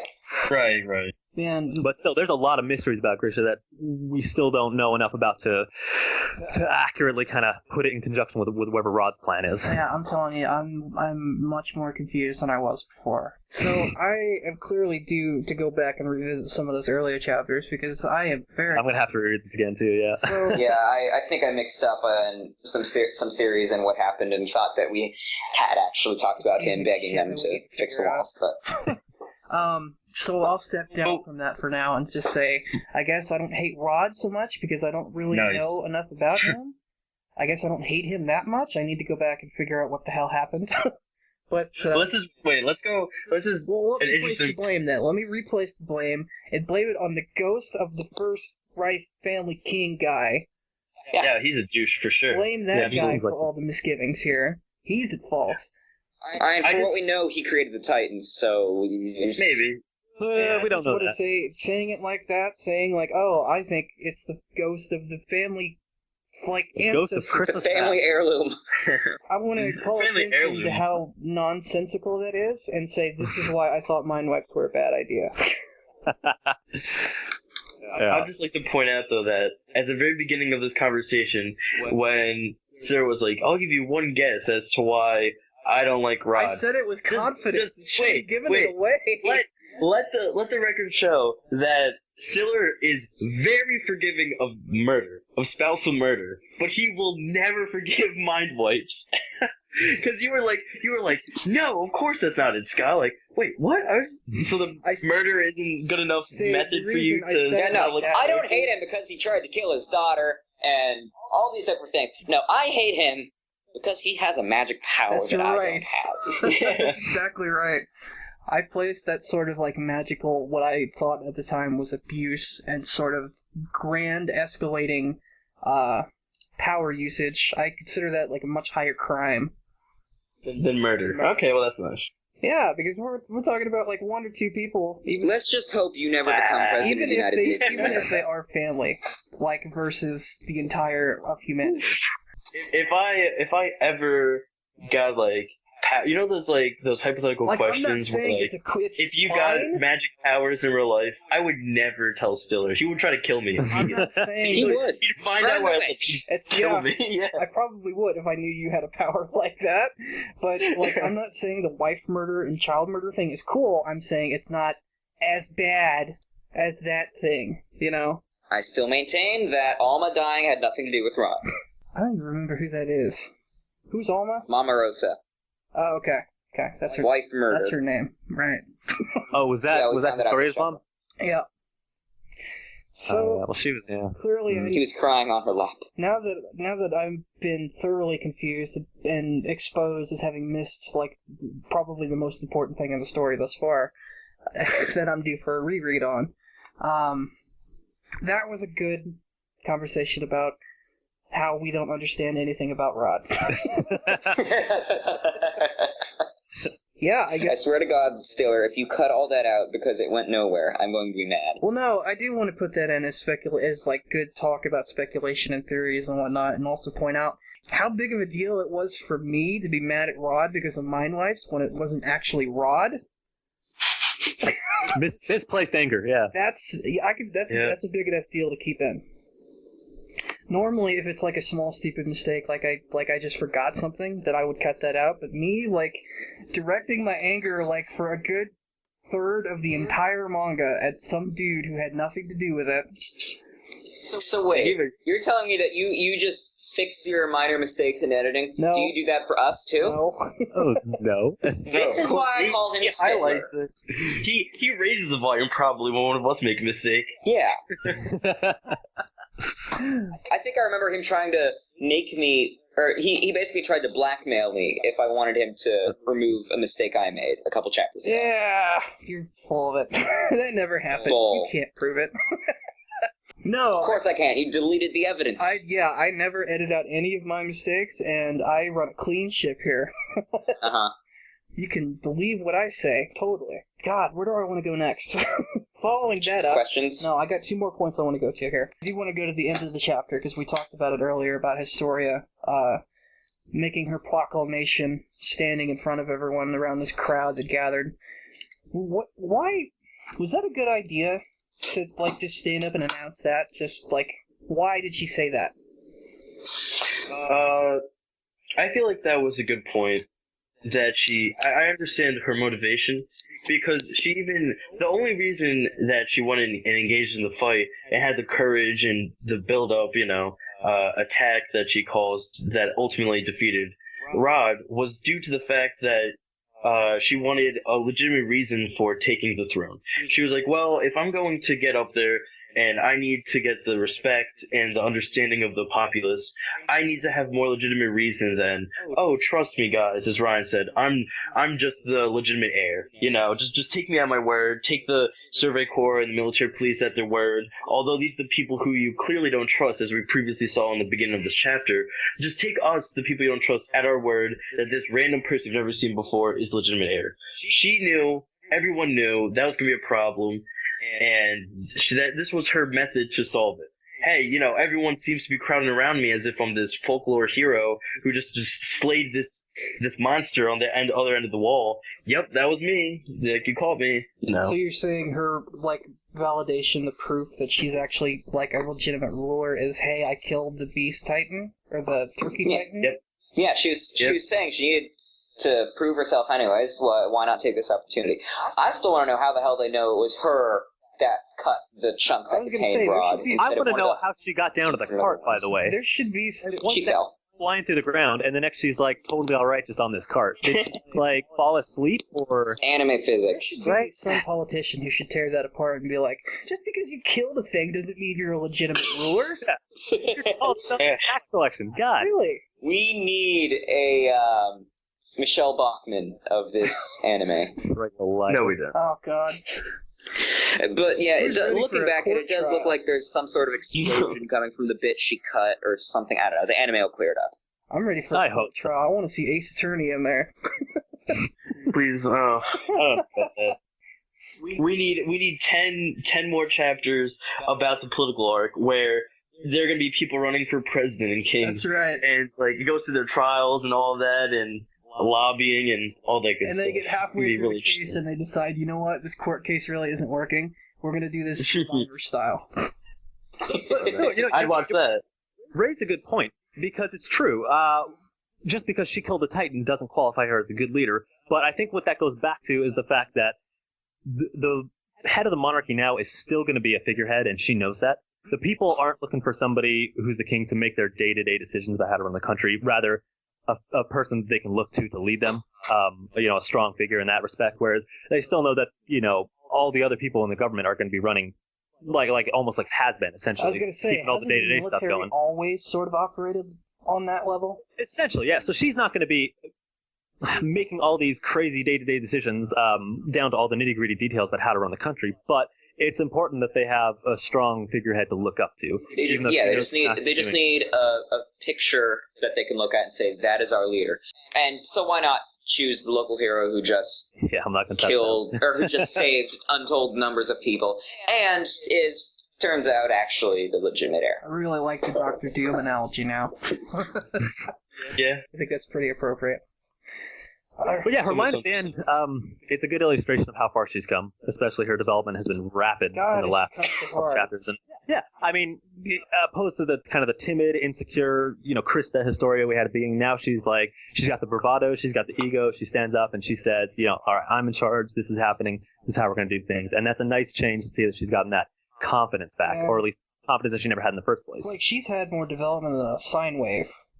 I'm really looking forward to getting Yumiya back now so we can see if she actually goes through something similar. Would I'll be the first to admit, I'm not sure Yumiya will still be happy with her. She likes the nice, timid little Krista. She might not be too happy with Queenie. Or she might I be think pleasantly Yumiya will surprised. happy. Yeah, I think she'll be happy with her development. But no, I mean, I'll be the first to admit I was very apathetic about Krista and Historia for most of the series. I wasn't a huge fan, just because she didn't do anything for me. You know, it wasn't really. Well, it's understandable, because if you look back at it now, this character's arc took a hell of a long time to set up and develop. Yeah. Like, it took forever to get to this point. But in the last 5-10 chapters, she's gone into turbo speed as far as the development goes, and she's gone from somebody who I really don't care about to a really good character that I actually enjoy a lot. Somebody, like so many it's just that instead of jumped off. instead of the development spread out across the series, it's just been crammed into this last arc, which has been interesting because we've just seen a lot more of her than necessarily other characters in recent events. So many people jumped off the bandwagon like halfway through for Historia, but like a lot of people jumped on it. She probably has.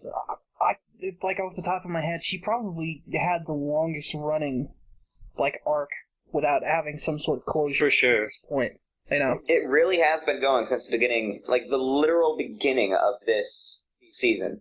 It's crazy. Yeah, really. As soon as she was revealed, she was Historia, not Krista. Even before that, when Yumiya started nagging her at Utgard. Mm. Like Historia, when she became that character, she grew on me, and then once she went in the cave and had that like moment of crisis where she didn't know who she wanted to decide with, then I fell off the bandwagon. Now after these couple of chapters, I'm back on it. So definitely based on just like how I'm on and off, mm-hmm. I can definitely see that, you know, she's had the most up and down like progression waves like ever. But once you like a sine wave, there you go. That's the second time you've made that reference. Because it's a good one. It's the second time that I neither understand nor care. But Krista, like, when she was Krista, like, I hated her because she was the only character up until that point, and I think even still, that was semi-sexualized in the sense that everyone was like fawning over her and when in the trials and stuff. Not the trials, in the training days, where they're like, oh my god, you know, I remember the one scene in the anime when she's riding a horse or something, and she gives to the group, and there's a close-up, and the light's glistening on her face, and she pulls back her hair or whatever, and everyone's just like, oh, marry me. Yep. It's like, oh my god, are you serious? That was the only part of Attack on Titan where a character was so overtly sexualized. That's not sexualized. That's like saying that you like a little girl because she's cute. This is going in dangerous territory. It's not sexualized. Yeah, let's pump brakes here. Let's cut that out. Like for the record, I agree with you, Zach. I don't think it was a sexualization thing. No, this isn't sexualized. She doesn't have boobs. As a goddess, you know what I mean? That kind of savior. Like, oh, you know, I love you, etc., etc., etc. They said marry me. Marry me has I love you, like. Yeah, like but marrying someone. Marry me doesn't mean I want to take you out back and rail you necessarily. It means I love you and rail them. I like. Wait. Okay, when I say sexualized, I mean like relationship, like. That's not sexualized. Okay, whatever. So they were highlighting her physical appearance. Clear face, the light glistening on her face. Okay. So wait. Someone being attractive in the face isn't. You can't find a face sexy. Is that what you're trying to tell me? Okay. It can be sexy. I'm not saying that it's sexualized. I took it that it was more about her demeanor than her appearance, but the fact that she showed up and was so selfless and helpful to show up at the right time and save them, essentially. They're like, oh, this is perfect. You two have to go back and look at that clip, because her face was literally glistening. I'm going to go... I remember that clip. Physical appearance. It isn't a lot of the Attack on Titan crack parodies. Let me add here, I'm going to be on Scotty's side of the fence here, because what he's talking about, I believe, is more towards, like, the understanding that people have of Attack on Titan right now is that they don't do a lot of, like, fan... What do they call that? Oh, sure. Was it out of character for the series and being more of a the show moment? Yes, fan service, but because like when you add in fan service, like a lot of animes do, that's sexualization, right? Yes. Yeah. So when we're talking about it, and this is not sexualization in that sense of the word. It is not big bouncing boobs falling out of your shirt. This is Is it though? That's my point. Yeah. Yes, it's the closest. Name another time. You have to sort of temper your Well, I mean, it's been referenced. You know what I mean? Remember there was Mikasa being about to be sold into sex slavery. There was Armin being there's molested that. and dressed up as Krista. So There's it's not like it's been a theme that's been There's completely Aaron and avoided. Annie's fight where he's literally on top of her, and it looks like two naked people wrestling that I am ashamed to watch in public because it looks like sex. But when they directed that scene, they didn't frame that with that intention. You know what I mean? Are you sure about that, Stiller? I'm fairly certain. Like with I'm with Stiller on that one. with the scene that we're talking about here, it was framed specifically to look like that. You know what I mean? On her face. Yeah. Again, you're so okay. I feel like you become desensitized to where, to you, sexualization means huge, gigantic, double, triple D breasts and the huge ass. It's like that's not all that sexualization is. It's about the physical appearance of a person, not just their. Point Ryan mentioned that there was the scene with Mikasa possibly being sold into a sex slavery ring type of thing. That's different because that's like a tragedy thing. You know what I mean? That's not a. I guess that has a negative connotation as opposed to a positive right. one. That's people see that differently. You know what I mean? That's not a appealing sort of thing like fan service normally is. That's a like tragedy sort of, oh my god, like shock type of thing. One of the rare moments where Stiller actually standing up for me. Thank you, Stiller. I'm not doing too good with the words today. But I think too good. I mean, I see where you guys are coming from, and I think I do agree, as long as you have some flexibility with how you define sexualization. Because I always saw it as Reiner thinking, wow, she's pretty, as opposed to, wow, I want to bang her. You know what I mean? Scotty, like, there's a difference. Zach and Ryan, you guys see what I'm talking about now when me and Scotty say I misinterpret the things that he says. Yes. This is exactly what I'm talking about. Alright, there we go. I knew Stiller defending me couldn't last forever. He used it to his advantage. Well, How dare you, Stiller? as soon as you mentioned that I was defending you, I had to add that. And like I said, I think 10 minutes ago that none of you picked up on, I am not saying this isn't out of character for the series, but it's not fan service. Agree to disagree. Terminology. You want fan service? Come about, over to the SAO subreddit. Like, please. You're drawing a distinction, or one of us is drawing a distinction between fan service and sexualization, right? The other is not. That's where we're splitting. The good news is that it doesn't really matter in the scope of the story. Right. The good news is that this conversation is not important, and I have to question whether or not I should leave it in. We're actually both wrong about what fan service is, by the way. So, one of the other points, now that I've gathered two more while we were talking about that, is... oh, yeah? Oh, I bet you did. I did. Son of a bitch. What do we think about Rod, like the beast, I keep saying beast, but the Turkey Titan, being, like, so easily, like, one chapter being beaten? You know what I mean? Like, they just... This was the most minimalized, like, low-effort fight so far. I wasn't happy about it, but, like I said earlier, it's going to be fleshed out in the anime. When you look back on it, the Eren versus Annie fight was actually also pretty anticlimactic. But the Annie versus Eren fight was a lot cooler because there was actually, like, detail to it. This was, like, they talked about how big of a threat Rod was, but then they actually went and fought him, and it was, like, I don't know, 4 panels. Well, yeah, I mean, I'll admit, going into the chapter, I had predicted that it would not end. Like, I did not think they were going to defeat him this chapter, and I've been pleasantly surprised.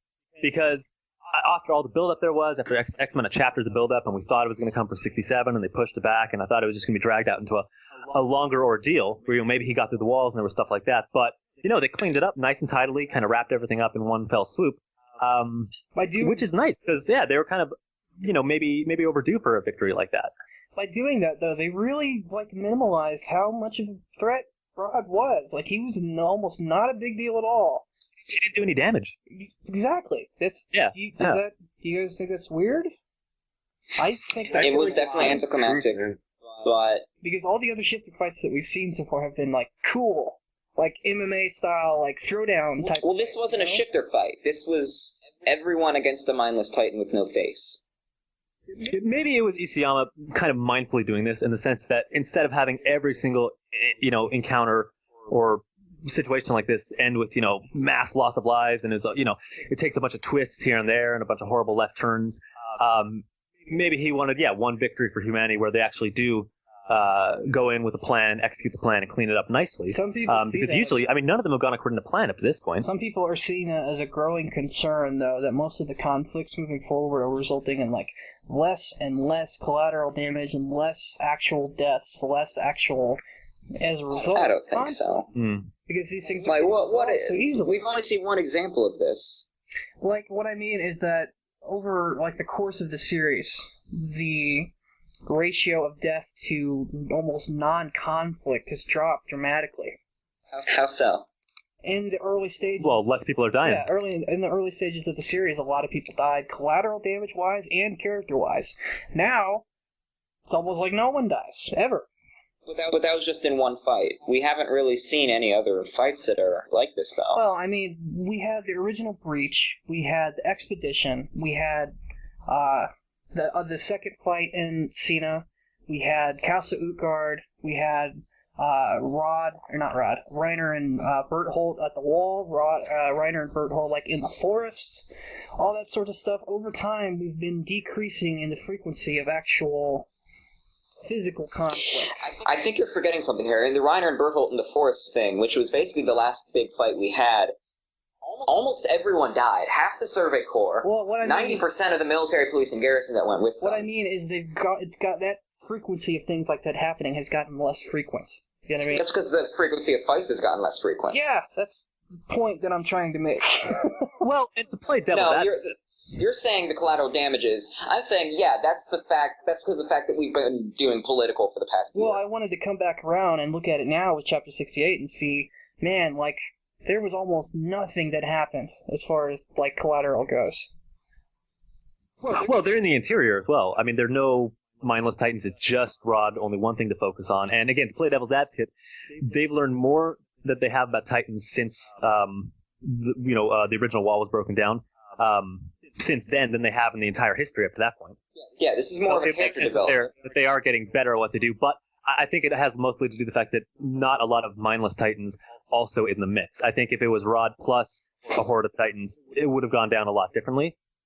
But the fact that they could all focus their effort on just one target, they were able to minimize any collateral damage because of that. I think, yeah, I mean, that does make sense, but, like... Besides, who knows how many are going to die from because of the forest fires he started. I want to sort of address it sort of looking outside the story and look at it more as a writer's perspective. Yeah, like a writer's perspective. Well, and that's what I think, because I'm thinking Isayama, what if he's worried that people are going to get, tired of the fact that every single interaction, everybody dies? I mean, I know that was a defining mark of the series, but if the same thing happens and it's predictable that something unpredictable happens... This is sort of what appeal. I was trying to lead into the point with, was he's so trying to make it, like that now that it's sort of had the reverse effect, which is what he wanted to avoid in the first place, where we have these main characters now who are never going to die because they're, special and they have names. Plot armor. Yeah, they have plot armor, and it's basically just grown because he early on established that it was possible for them to die, and once we had built that expectation, he abused it, right? So now we're basically back to square one. Yeah, we've been desensitized. It's a boy who cried wolf. Now we don't believe anybody's going to die anymore. But yeah, I mean, I feel for him because he's walking a tightrope. He's not going to make everybody happy. Today. So he's never going to make his whole audience happy, and that's just kind of an accepted fact. So he's got the story. He's going to take it where he wants it to go. But I think you're right. He has to balance that expectation of people being prepared that people are going to die and catching them off guard with it. I feel like that's almost an antiquated concept or theme to the show at this point, because halfway through season 1, a lot of characters died, and it got its reputation as being, this show is, so unpredictable, anyone's vulnerable at any moment. But then, we look, season 2 is going to have almost no main character deaths at all. I don't think any. So Honest, that's about it. Yeah. Does he even count as the main character? I don't think so. I wouldn't consider him. Yeah, he's a side character. So I would say maybe a half main character if we consider Hannes. I get the joke, I didn't mean for it, but so yeah, that, and it's not a show really anymore that's defined with unpredictability in terms of who's vulnerable and who's not. Because I forget where I read it, but Isayama wanted the end of Attack on Titan in its very infant stages, and he wanted it to be everyone dies at the end.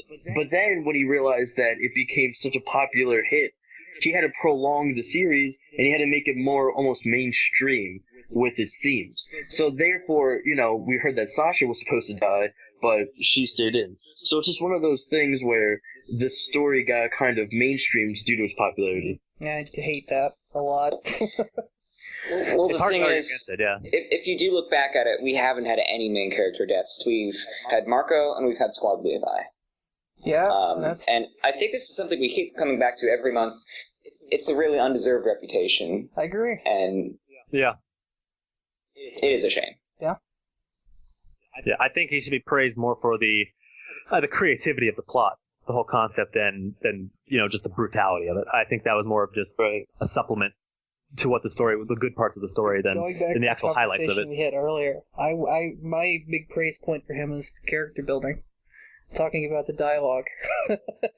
Yeah. The characters dying have no impact if you don't care about them. If they have no effect, and that's the whole point of Marco. The whole purpose of Marco's character was to get us attached to him just enough to where he died, it had an impact. What a shit. Otherwise, I mean, the rest I of don't see why he chose Marco for that when you've got Petra, who's like that to the extreme. Well, Marco was also a vehicle for John's character development. Right. I feel like Marco was... The creation of Marco wasn't so much for the audience to grow an attachment, but for Isayama to establish that Marco meant something to Jean. Therefore to grow him. Vehicle for Jean's development. Right, for Jean, but not necessarily for us to get attached. Like, there are instances and aspects of the story where a character is so, like, built up in their reputation and, like, who they are, that if they were to die, it would affect us as a person, as, like, a viewer. And that makes sense, and that's, to his credit. But I think, to the point, like you just made, Ryan, Marco was more so not for the audience to care about, but for Jean to care about, or for the audience to understand that. No, I agree. Good. So the only other point that I was going to make was to talk about the action scenes, just generally speaking, looking at them. Like, the cannon fire looked pretty cool in the manga.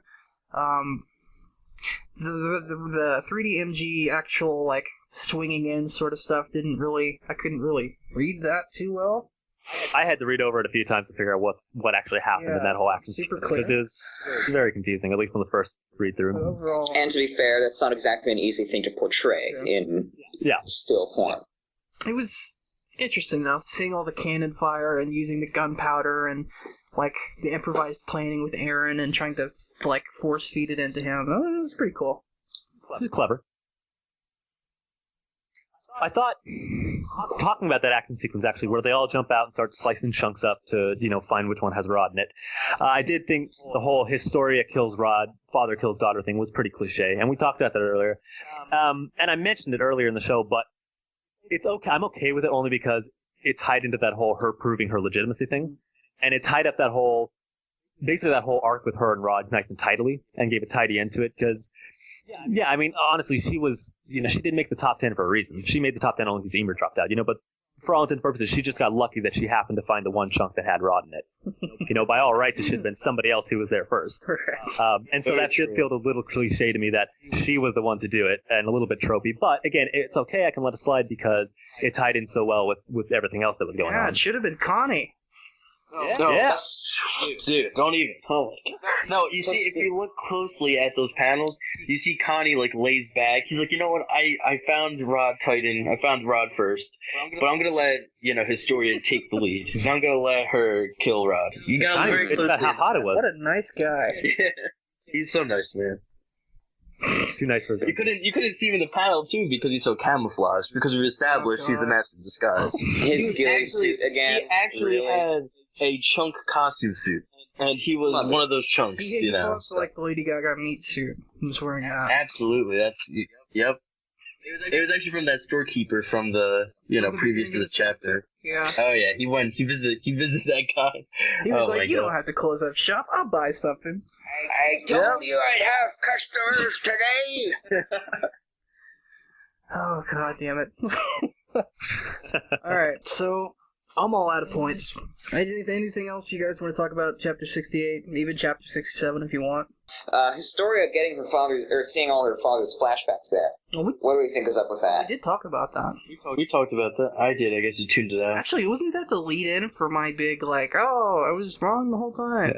No, that wasn't her actually having memory flashbacks. That was just a flashback for the viewer's sake, right? See, that's what I thought at first, too. And then I went and she doesn't have memories. And her face is in the background. And it's got the special speech bubble, like with the action lines around it, that all the quotes that we always see do, and her eyes are going wide.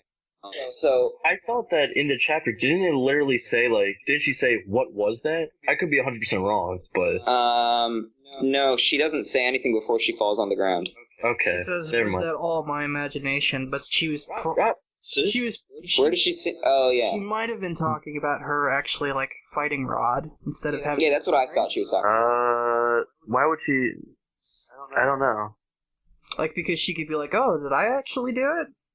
But it was Yeah, right that's what I after thought. the flashback. I thought she was It talking was about, after. did this just It was on happen? the last panel. It was on the second to last page. That seems really coincidental. Like, we get all these flashbacks of new information, and then she's like, what was that fight about? But how would she have Rod's memories of him as a kid? She wasn't alive yet. Sure.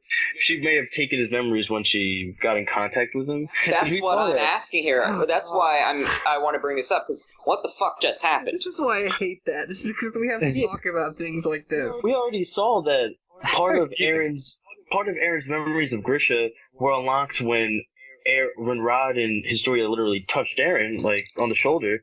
So, is there a possibility that when her blade connected with his flesh, somehow that connected a part of her memory? Doubt it, know. because They that's not her connected the touching memory him. That's auras like together. magnetic current. This just in, everyone. Memories can now be transferred via radio. Oh, God. Swipe a magnet over you and see what happens. They connected the beams and, like, they entered the memory aura and they were able to access and unlock the secret family technique of visiting old people's memories. It's all very sensitive. Yeah. God, I hate the shit out of that. Alright. But actually, I do have another point Okay, about go ahead. that. About the end of the chapter here. The line she has at the end, I don't know if I'm just reading a bad translation, but it says something along the lines of, being swayed so easily by others is undoubtedly me. And then she's talking about those same flashbacks she just had. And that's interesting because it still shows that even though she has that exterior confidence, she may not still be totally decided inside, or still confident that she's not going to be immune to other people's opinions. And that kind of ties back to chapter 67, because she had the moment with Aaron where she admitted to him, she said, there was a point there where I was really going to eat you. I believed him. Well, And everybody's arguing is like, is she just playing along? Did she really fall for it? And she comes out in the end and said, no, yeah, I really did fall for it. He convinced me I was going to kill you. I changed my mind. She's been flip-flopping back and forth. And now she has this kind of external confidence she's putting out. But it makes you wonder, is she She's really... a Mitt Romney of well, that's Attack like, on Titan. that's super different, it seems like to me, from the Crunchyroll translation, which said, it seems like me to get swept along by the crowd like this, is what Crunchyroll... Pretty close. It see. says That makes more it sense. certainly is like me to get swept along by the her crowd. saying that, like, post the crowd reacting to her. Yeah. That makes sense. Yeah. Was that all my imagination? Am I really moving of my own accord? I don't know anymore, but it certainly is like me to get swept along like the crowd like this. I am Historia Rice, the true ruler of these walls. And Okay, well, maybe she does have a bit more confidence, but still, interesting thing to look at how hopefully she's over that period of being... And there might too indecisive. we might in a couple chapters reflect on that again. See sort of just more about how far she's come. Yeah. Okay. Now, we are ready to move into the question segment, because, yeah. All right. Alright, first I'm going to save that question for later. The first question is, what was Rod's plan? There we go. Oh, man. I don't think I could do Well. that again. Well, the real question here that you skimmed over is, what was the Titan Rod's plan? What was his Well, plan? he was once mindless. Yeah, he really So didn't. I don't think he had a plan. Didn't have a plan. Exactly. Was he going to break Because the the follow-up questions are, was he going to break the wall? He could have just fell on it. Or was he going to eat people? Or what? with no real mouth? Yeah. He didn't have a plan. He was just being... He didn't. Yeah, he had no mind. I think he wasn't in control. Yeah. I don't think he factored that in when he licked the magic juice. He probably thought he was just going to turn into Titan, and then boom. Seemed like a pretty impromptu plan where he didn't really think about the Yeah. the minutia of the circumstance. So the next question is, Aaron got hard, finally, but with the ominous text in the beginning of the chapter, do you think he'll be able to do it again? I think we talked about this in chapter 67 podcast. So. Yeah, this seems like a 67 the question. to me. 67 podcast that we didn't do? Yeah.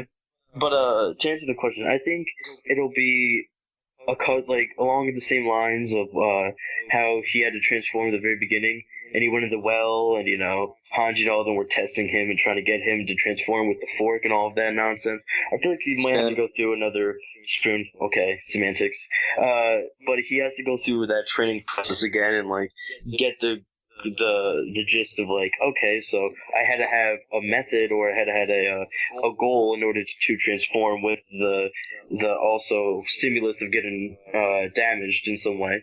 So now in order to harden, I might have to have a different unlock in my brain in order to activate it. I must think of a pretty girl. Well, and I'll play devil's advocate for a second here, but remember in that same chapter, once Eren woke, at the beginning of chapter 67, their biggest concern when Eren woke up, he's like, oh no, all the other serum's jars have been crushed. So I think that was, I kind of thought that implied that their concern was that if they didn't have any more of the serum, he possibly may not be able to do it again. So I think he was thinking of it as a research concern, as in, hey, if we have this, we can make magical titans whenever we want, but now we don't have it. So the next question that I will tackle here is, with the results of the latest popularity poll being released, Isayama was supposedly upset at the lack of the female characters being in the top 10. What do we think about that? I did not hear about that. It was at the beginning of it was Eren, Levi, and Erwin, right? Erwin. Yeah. I'm surprised Mikasa wasn't in there. I was surprised too. Wait, Mikasa wasn't in there? I thought she was 4. She was like top 5-ish, top maybe 6, around there. The surprise is that she wasn't number 1. And his upset reaction at the lack of female characters in the top 10 is unfounded because we found Mikasa. Was Historia in there? I don't remember. I don't remember. But the general idea is that he was bothered that more of the female characters weren't higher.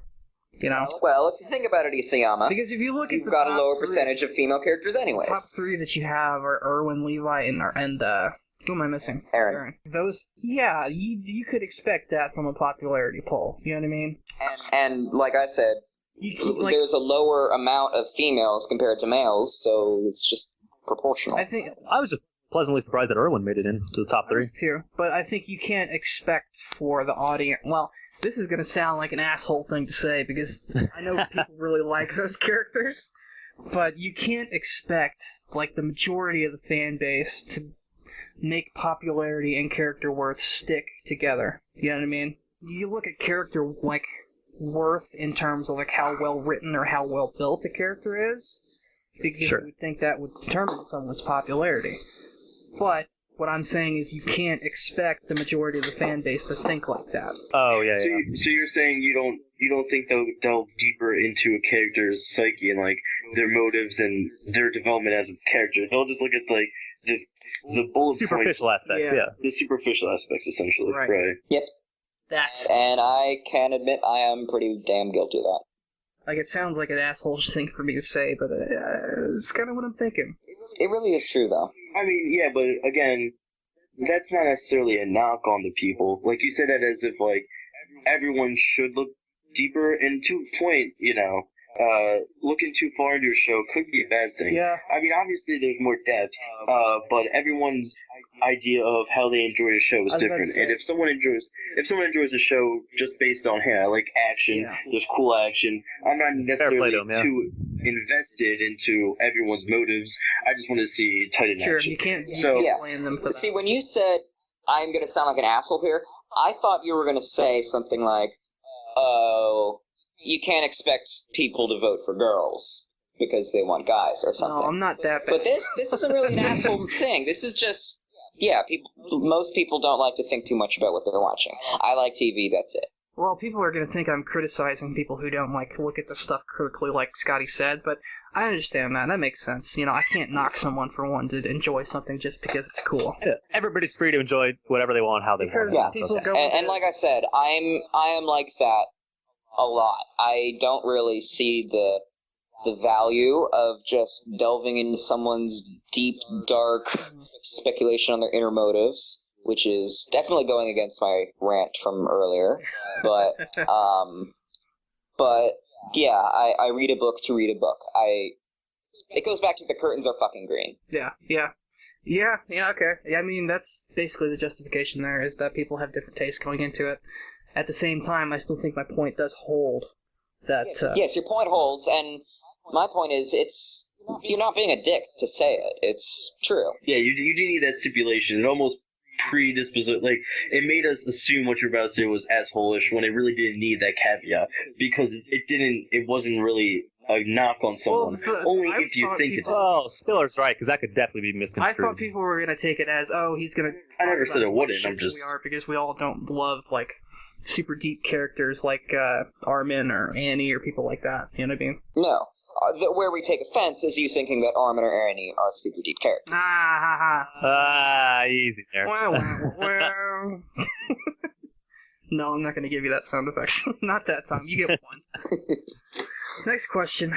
Okay, what role or importance would characters like Kenny, Zachley, the Wall Church members, etc. currently play in the story? I feel like the Wall Church members are kind of played out at this point. We might revisit them, but I feel like that's a subcategory of individuals that have already served their purpose. Zachley, I would also put in that category of, we might get a couple snippets of him and some beef with him if he's very hesitant to relinquish the power he currently holds.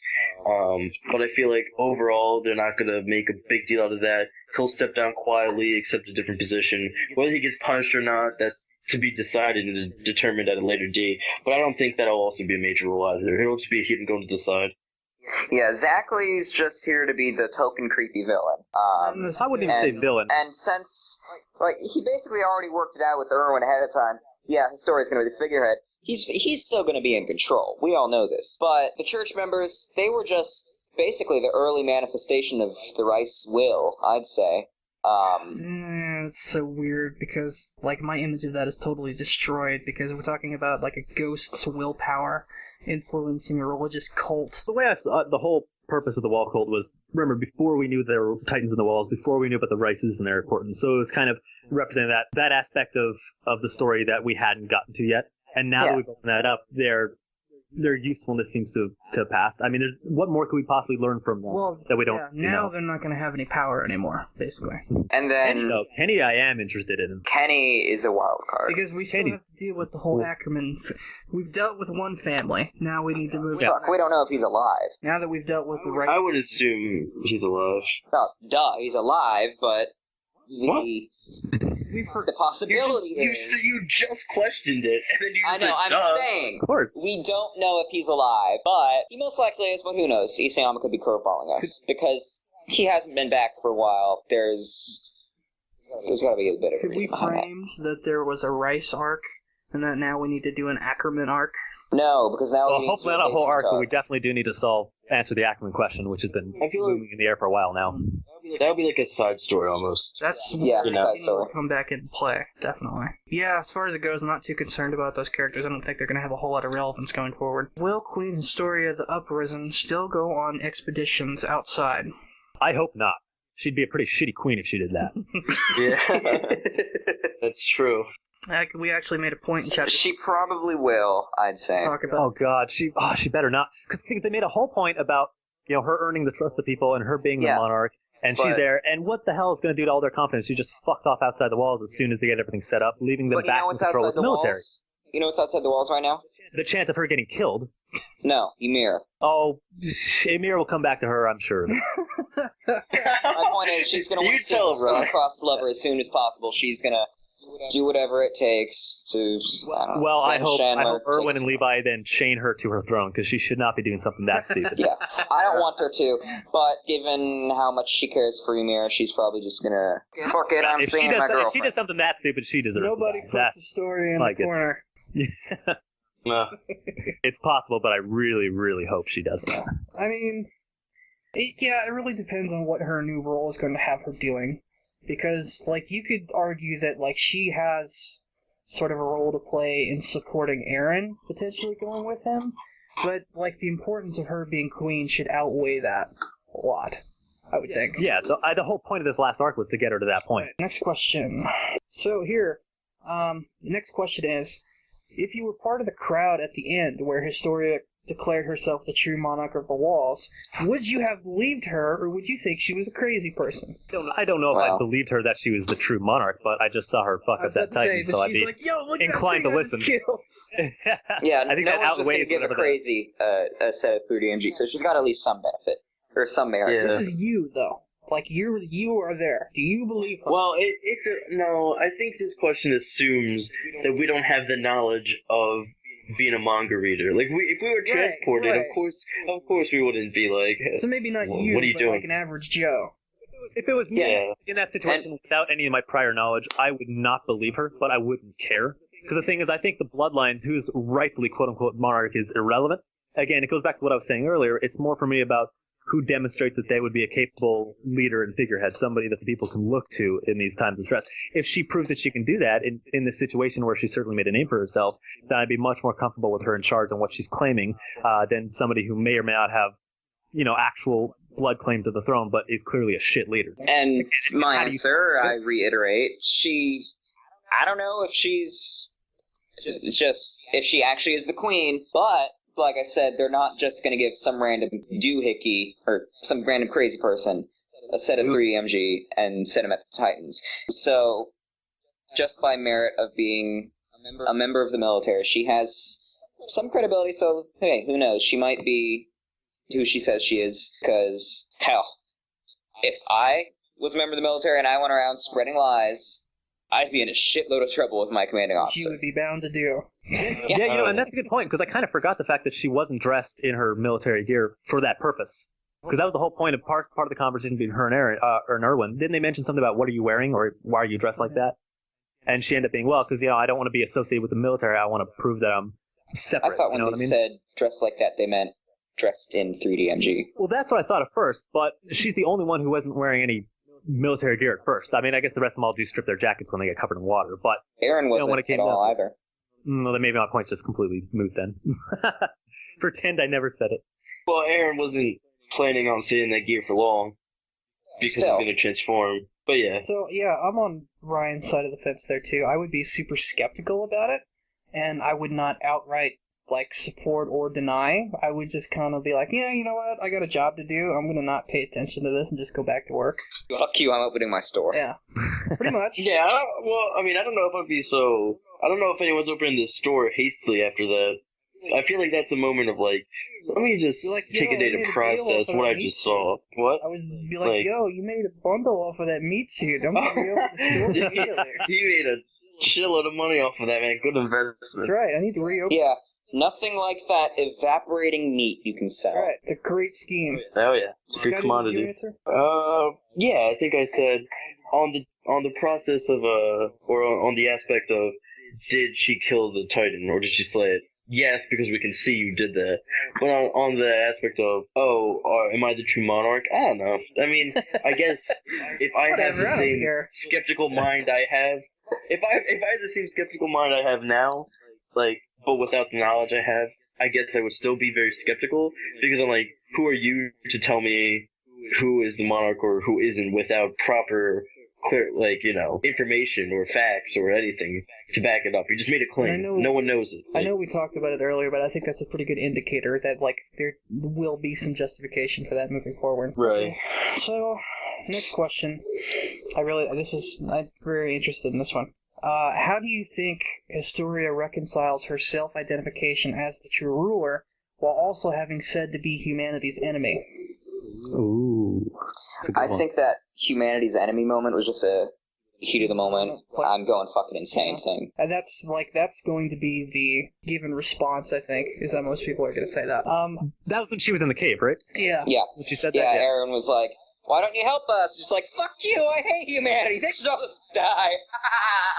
That's pretty much canon. Yeah. Pretty much how that happened. I don't know, I would like to not see that disappear completely. I would like to see Historia on the throne take that sort of stance to say, hey, we need to take some corrective measures because humanity kind of sucks. How the conversation played out between Annie and Marlowe, we could revisit that now with Historia and give Historia the ability to sort of take an approach to that. I feel like I was that goes actually kind back of to thinking about that earlier, if Marlowe would, come up to Historia and say, hey, Survey Corps to Survey Corps, would you mind killing everyone in the military police and stopping them from being so corrupt. She'd be like, no, you fuck, you were originally an MP. It's like, yes, but I am a noble MP who wants to rise to the top and solve them all. Yeah, but you have And a then shitty Hitch starts haircut. cracking up again. No bowl cuts here. Get out. But back to the question at hand, I think that the last arc has been, there's been a lot of main focal points, but one of those focal points has been Historia coming to terms with herself. Because the whole point's just been flip-flopping back and forth. She's been struggling with that self-identification. The whole point of the cave, is that she was convinced by Rod for a second that he was right, and then she went back and changed her mind. So I think that her new self-identification as a ruler is, hopefully, if everything goes according to plan now, is an indicator that she's finally come to a place where she accepts who she is and she understands what she wants to do going forward. So I think that, I don't want to say we can discredit everything she said up to this point, but it doesn't bear as much weight as what she's currently saying in the current situation. You know what? The last thing we need is for her to continue being moody. Because when what makes a better ruler than somebody who has mood swings like that? Like, when she's saying things like that, man, that's like, especially with her, like, taking over a political position like that, that's disastrous. Yeah, like I said, though, I would like to see that continue to be a thing for her, where she tries to correct humanity. I'd like to see that. Scotty, did you say anything on that? No, I was just gonna say, I feel like that goes back to the point with how much power will she literally have, because she'll be like a figurehead, but more so a figurehead that has some sense of, like, rule. It won't be necessarily the same as previous, to where that king almost was falling asleep at some points on the throne, had no voice whatsoever, had no policies, didn't seem to push any agenda. I feel like Historia's going to do some of that. She'll have her own opinions and maybe her own ideas of how things should be run, and maybe that will be dictated and that will be actually adopted by the system. So even if Zachary or other people are running the show behind the scenes, she'll definitely have an opinion and a very strong stance on how it should be done. Alright, so next question is, so with Ymir being worshipped by Titan and referred to as Ymir-sama, and it now looking like Historia will actually become the ruler of the walls, what do you think the chances are that Ymir's line to Historia when they reunite will be, when this is all over, let's get married? Is it foreshadowing? Wait, what? Is it foreshadowing? I don't understand the question, because those three things have nothing to do with each other. I don't know. I think they are. I don't know. I think they are Are they related. saying because Historia is the queen and Ymir is the god, that they can no longer be together because of their roles? Well, them no, apart, they're saying that or... Think of it it this makes way. them perfect for each other because they're both assuming a position of power. Yeah, and throughout history, one of the most common ways of these treaties between nations is when you marry marry royal to each other. So if you talk about whatever nation Ymir's from outside the walls, and now the wall people, if they both are, in theory, respectively, their heads of state, per se, the idea that they could be, quote-unquote, married would be an interesting way to kind of merge that together. I don't know if it's literally talking about marriage, but I do agree that they'll be together when it's over. Whether they're alive or dead, I don't know. But I mean, they've already agreed to get married like 3 times now, so I Well, don't... the question was, is it foreshadowing? that's a tough one to answer, because we won't know until it happens. But I'm inclined to say it is. I'm inclined to say that that line wasn't just for fluff, that there actually is some meaning behind it. What line are you referring to? The line, When this, well, let's get married. let's get married. I don't Which know if it happened in Trost, by the way. Yeah, and I don't know if it has the political implications that it may have, but I think it's the idea that they'll end up together in the end. Man, I think is I realistic. love the route you're Wait, taking. was that an actual line? Yeah. Yep. When this is all over, let's get What? married. Yeah, that happened to Trost. Krista, I don't Ymir, think I saw Connie, that. and Armin on the roof after they found Armin after Aaron was eaten. Ymir's like, oh, Krista, you're such a joker. Marry me when this is all done. Sure. Oh, she was saying it in a joking way. Okay. Well, I mean, Okay. the point of the question was to say if it's foreshadowing or not, to, like, weigh it seriously, but to see if it's something that'll actually happen in the future. I mean, they're madly in love, so probably. I don't think it'll actually be something that happens in the manga. I don't think he'll actually... Yeah, we're not going to devote a chapter to their wedding. Yeah, better not have to sit there a goddamn. Yeah, that'd be But ridiculous. you know what, though? I do love... I love the idea because, like, when Ryan answered that, I got the most, like, Game of Thrones vibe coming off of that, because we're talking about, oh, she's north of the wall, we can join the families and create a power alliance. Next question. Next question. Now we're going to move into the more abstract questions, which I really like. Like that last one wasn't. Wow, so we're moving into the more abstract questions. We're about to get... Oh, the even We're more. about to get out there, right? The next question is, would you eat a giant turkey if it had no face and its intestines were showing? Fuck yeah, dude. Well, Turkey. yeah, most turkeys have their heads cut off before being sold anyways. Yeah. And Yeah, that's not a weird stipulation. I don't eat turkey anyways, so no. The other part of it Turkey's was that delicious. If his intestines were showing, no, I wouldn't. Just cut You ever out the tripe? intestines. Well, tripe's intestines. You ever eaten tripe? I have not. That's pretty good. I mean, it's all right, but Just I eat don't does it around. look like know that, it's gonna be a. No, it doesn't look like raw intestines, but it's pretty good stuff. Just eat around the damn I thing. would also not eat this turkey because I don't eat lunch meat in general. All right, It's all Scotty, about the you and me, texture. we're The gonna texture is split this turkey. Oh yeah, all right. Oh yeah. Okay. Next question is, which character from the show would make for a terrible radio host or podcast host? Levi. Annie. They both be shit at it. Yeah. Mikasa. They're both just emotionless. Mikasa Like, to that this list is too. what happened, Yeah. accept it, shut up. Basically, any character like that, any character who does not speak much. The strong silence app. You'd be hard pressed to get 3 words out of it. Erwin would be bad too. No, or I think Erwin could do nice. Yeah, but he'd be all super strict and like to the letter, like serious answers all the time, you know? I don't know. I think having a Could you imagine- threesome with Erwin, Mike, and Hanji would be a good radio. Phrasing, right? Kanji podcast. Well, You know, I regretted Yeah, that that's- word as that's soon as it very came out of true. my mouth, and I was hoping no one would say yeah. say anything about it. Yeah, any of the strong silent characters I think is the right answer. But yeah, I think Hanji, I Could you think imagine how Connie and creepy- Aaron would be good ones. You'd be a good And time. Sasha. yes. Alternatively, It would be creepy. go ahead, Scotty. You want to get? Oh, I was gonna say it would be creepy for. Could you imagine a podcast with Zachary? That'd be the weirdest podcast of all time.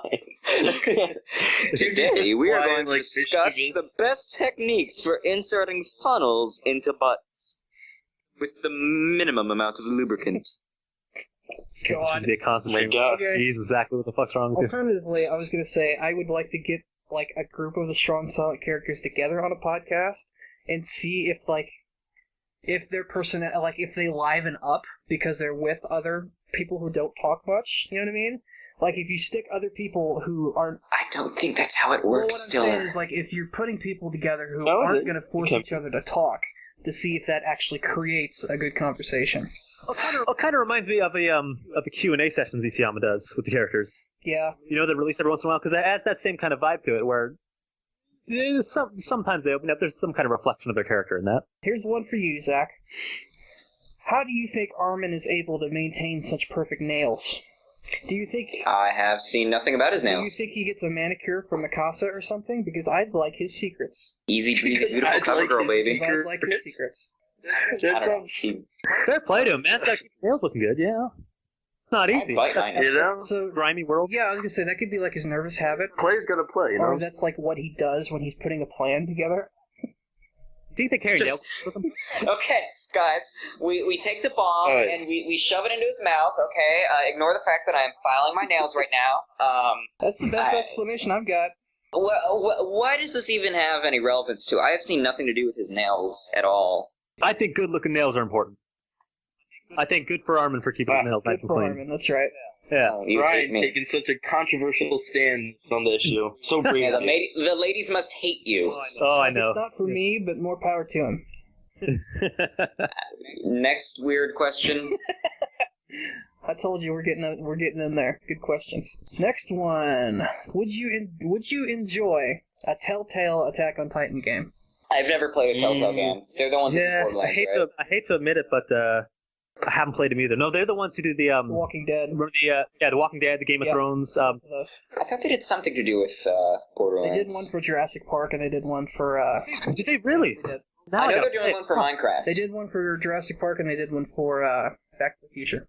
Right. Well, I gotta play the Jurassic Park one now. Well, the thing about it is that like the Jurassic Park one came out like way before they got good at that stuff.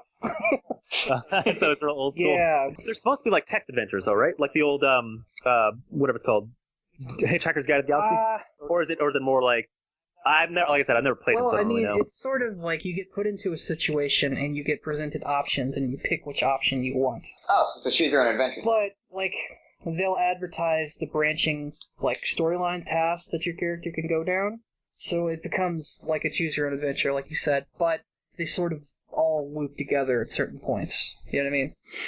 Yeah. So, to bring it back to Attack on Titan, basically you could phrase it as, would you enjoy a choose your own adventure Attack on Titan game? Probably. I think it'd be fun once the series has ended.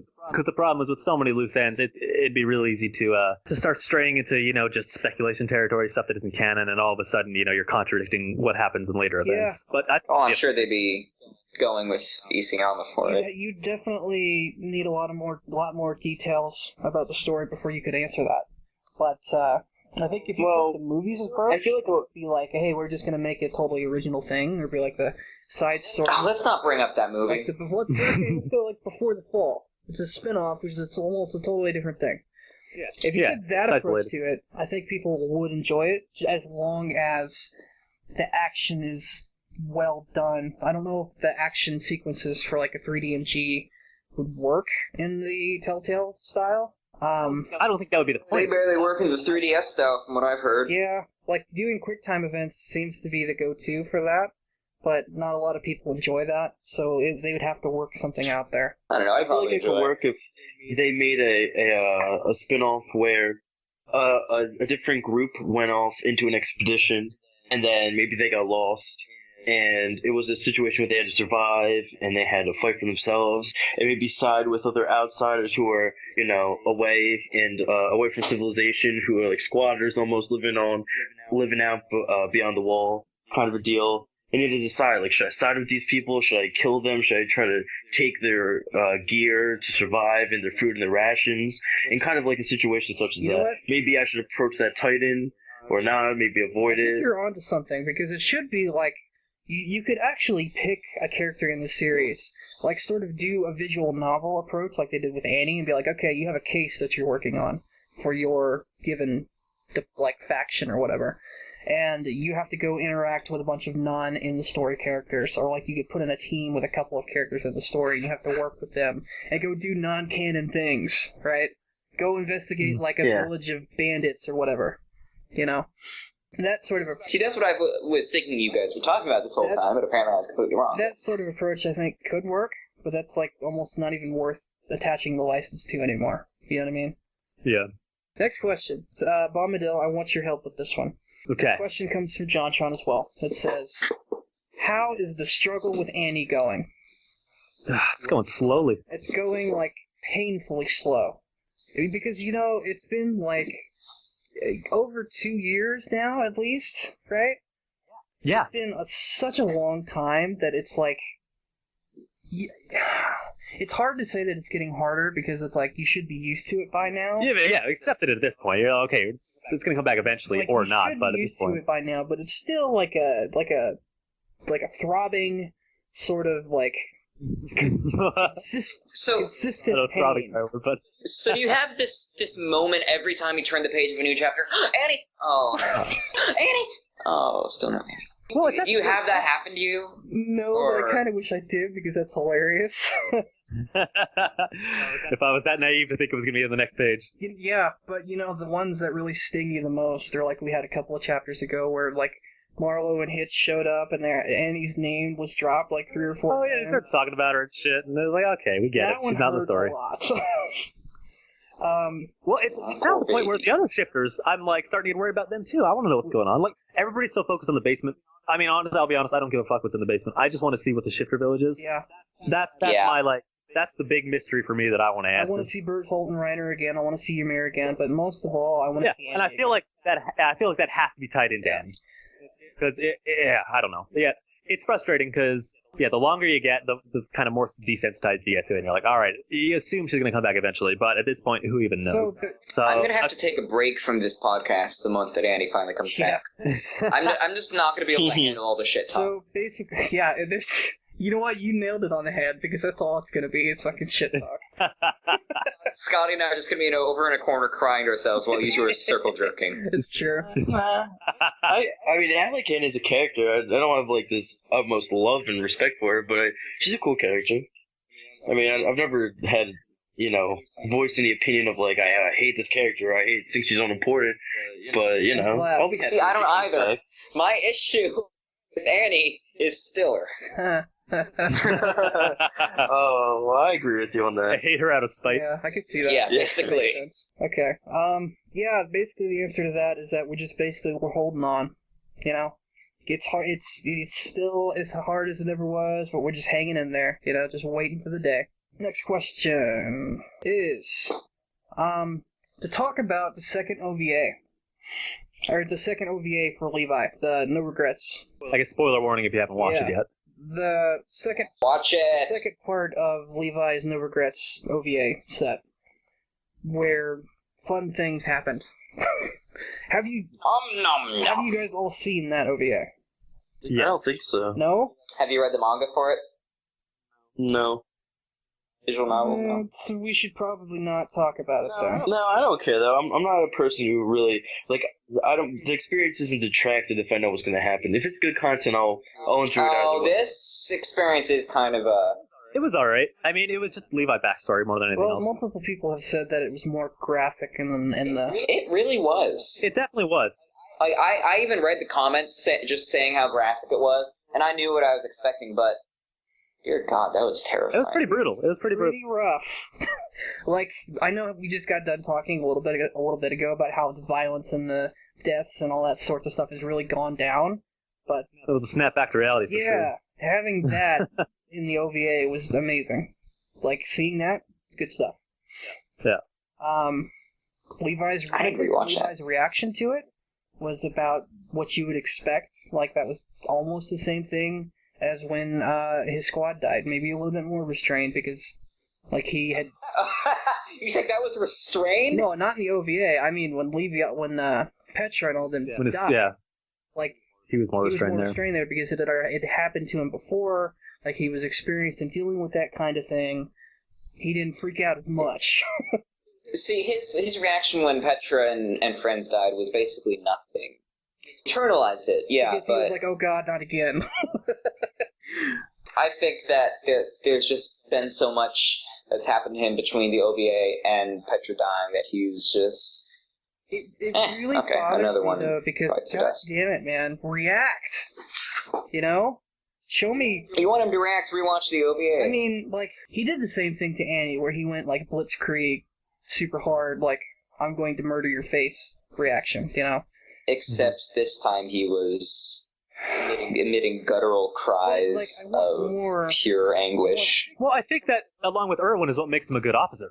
The fact that he's able to keep a straight face even when everything around him has fallen to pieces. I want more into his character, though. You know what I mean? I want to see... sort of like we saw with Erwin when Erwin broke down. We actually... I bet we get that when we get to the Ackerman stuff. I hope we do. Because once we start exploring to Mikasa and exploring him a little more, I bet that kind of stuff's going to open up. Yeah, I'm hoping Mikasa and Levi both get that moment. Because I need the two of them... I need the story to take some time to look into the two of them as character. For God's sakes, because the two of them need it the most. Mm-hmm. Oh yeah. And to go back to the actual question in the forum here, did you think it should be adopted more faithfully from the manga? What do you think about that? Because I'll be honest, I don't really remember the manga all too well. I think I got the gist of it. The idea was that we are talking about spoilers here, right? So, okay. So the idea was that in the manga they did die in front of Levi, right? He saw them get killed. Yeah. Okay. Well, I didn't read that, but I really, really liked what they did with the OVA where they died off screen. Well, Farland did die on screen, didn't he? Well, he was already dead when he got there. I mean, it was... Well, I thought we saw him getting bitten in. Well, I'm he was gone. Yeah. Isabel's head was already, rolling around doing its own thing. But, yeah. But it was like Marco. It was the same thing with Marco where he died off screen, where the idea is to kind of illustrate the whole point that nobody's special. Anybody can die in just like a snap of finger, just like that. They're there 1 minute, they're gone the next. And that kind of illustrated, the whole horrors of war, et cetera, drove home the whole point of what kind of world they're living in. And especially for Levi, you know how much of a control freak he is. over so many things. He's, neat freak, all about that stuff. It was a good illustration of how little control he had of the situation. He goes off, he rides off, and then all off-screen stuff happens that he can't even affect. He has no influence on it. He comes back, they're all dead, and he could do nothing about it. And that kind of got to him as much as anything else. So I think it was a good choice for them to take it that direction as opposed to him being there when they died. I think it's a good... But that's my view on it. I think it's a good reminder that when Season 2 gets here that we're going to see more of that, where the director, I forget his name, Araki something. Tetsuo Araki. Yeah, that there's going to be more changes to what we saw in the manga. Like small things, because in this OVA, like comparatively to how the first season of the anime went, stuff was left out. Their stuff was changed, or there were slight variations on something. Well, stuff was left out because they were trying to squeeze a 4-volume manga into 2 episodes. Sure, even though they could have just made another OVA if they needed to put that much in, I couldn't handle the weight. Also, now we have a situation where when Isayama first started writing the series, it was just a manga, but now that he knows everything's going to be animated at some point, he can write the story with that in mind. So like with these action sequences, I feel like he's been holding back on what he's been showing because he knows it's going to be animated later. So he gives himself a lot more leeway, a lot more room to work with for the animators to work with, instead of, making a super detailed, like the Rod fight. It seemed like it went over very quickly. But that means that when they come to animating it, they have a lot more freedom of what they can do with that. Sure. The final part to this question was, sort of going along with that, was, are you hyped for the animation of Season 2? And I think kind of a given. Yeah, of course. Yeah. What sane person is going to say no? No, I can't. I don't want to see it animated. I think the manga is fine. Yeah. Season 3 is going to be better. I'm looking forward to that. Who cares about the anime? So, general impressions for you guys who saw the OVA. Good. Heart-wrenching. Oh, it was all right. I mean, it's predictable. I didn't read it, so I didn't necessarily know what was going to happen, but it was still predictable. I mean, the whole point was, it was a backstory for him, where he came from, how he got aren't there in the. It's like we get it. They had a tragic death to kind of shape where he's at the moment, but it was all right. I mean, the action was cool. The interaction with Erwin was pretty sweet. I liked seeing. Actually, Erwin was probably my favorite part of it, just because it showed his perspective. And that was basically one of the main changes they made from the manga. There is. Basically, there was never a guarantee on how we were going to see that in the anime, because in the virtual novel, I think that it ends one way and the manga it ends another, and then here we have the whole discussion with make a choice and what regret, basically mirroring Levi's statements to Eren in the forest. That damn and that was good about not knowing. You could never know whether the decision you'll make will be the correct one. You always have to... Why did you try to rap that? That wasn't a rap. That was me doing It sounded like you were about to burst out into freestyle. No, it was just a shitty impersonation. But I get what you're saying. It is a little bit cliche. I don't like that. I did like that. And again, this is one of the big themes of the whole OVA. The fact that Levi, it was implied that he thought he was being clever and tricky. He thought he was putting all the other scouts, Erwin and those guys, fooling him, and then it turned out, Erwin had his number the whole time. That was kind of fun to see, and we've been seeing that frequently throughout the story, as the series as well. But that was kind of a nice thing to see in there. And as much as you hate the quote, Stiller, I actually love the way they put it in there, just to show just how much of an influence Erwin has been on Levi's way of thinking. Yeah, I go back to what you were saying about the pacing issues in episode 19. That just contributed to what the fucking shit show that was. Yeah, I really didn't hate the OVA. It was alright. It's pretty good, Like I said, though, I would like to get more... we got backstory for Levi, but I want more. You know what I mean? I'm not going to criticize and say that he doesn't have enough, but I want more. Overall, pretty good. I like it. It's not bad. Final question. I have a question. Go for it. Where exactly was... You remember when they were training for the 104th? Their whole, training thing? Where exactly was that in relation to the walls? That little training center? I think it was between Rose and Sheena. Was it along, the south side, the southwest side? South side. It was in the south, yeah. Because they talked about how, the different districts, the north and the south and the west have, different, Each their own, little classes. Also... I was just curious. I don't think it has really bearing, there was another question that we didn't answer, which was, if you want to send an email, or if you want to send a question to us to answer on the podcast, where do you send that? You can either email them to the specific address that we'll give you in a second here, or you can submit your questions directly through the chapter discussion thread, which there will be a link at the top every month. Right. Either email your questions to snkpodcast@gmail.com, or submit your questions through the Google Docs thread on the Shingeki no Kyojin subreddit. And if it's not in the thread you're looking at, just go back. What was the email, Zach? snkpodcast@gmail.com. snkpodcast@gmail.com? All right. snkpodcast@gmail.com. All right. And my phone is now going to be blowing up because I have it linked to my phone. God There damn we it. go. That is an incentive to I'm going to send. be getting R2D2. I'm like, oh yay, I have an email that I need to read. Ah, shit. Stupid question. According to plan. I feel old and miserly now. I hate getting emails. Fuck, people Yep. talk to me. God damn it. All right, that's it. Gotta do We're stuff. done here. Thank you guys for listening to the Chapter 67 and 68 edition of the Cast on Titan. Ryan, this was a Oh my great God. first podcast for you. Thank you. I had a good time. I hope you guys enjoyed it. And And you're not fired yet, so... That's a good we're start. gonna be consistent with that. We're going to keep moving on from here. We will see you guys next month on the next edition of the Cast on Titan.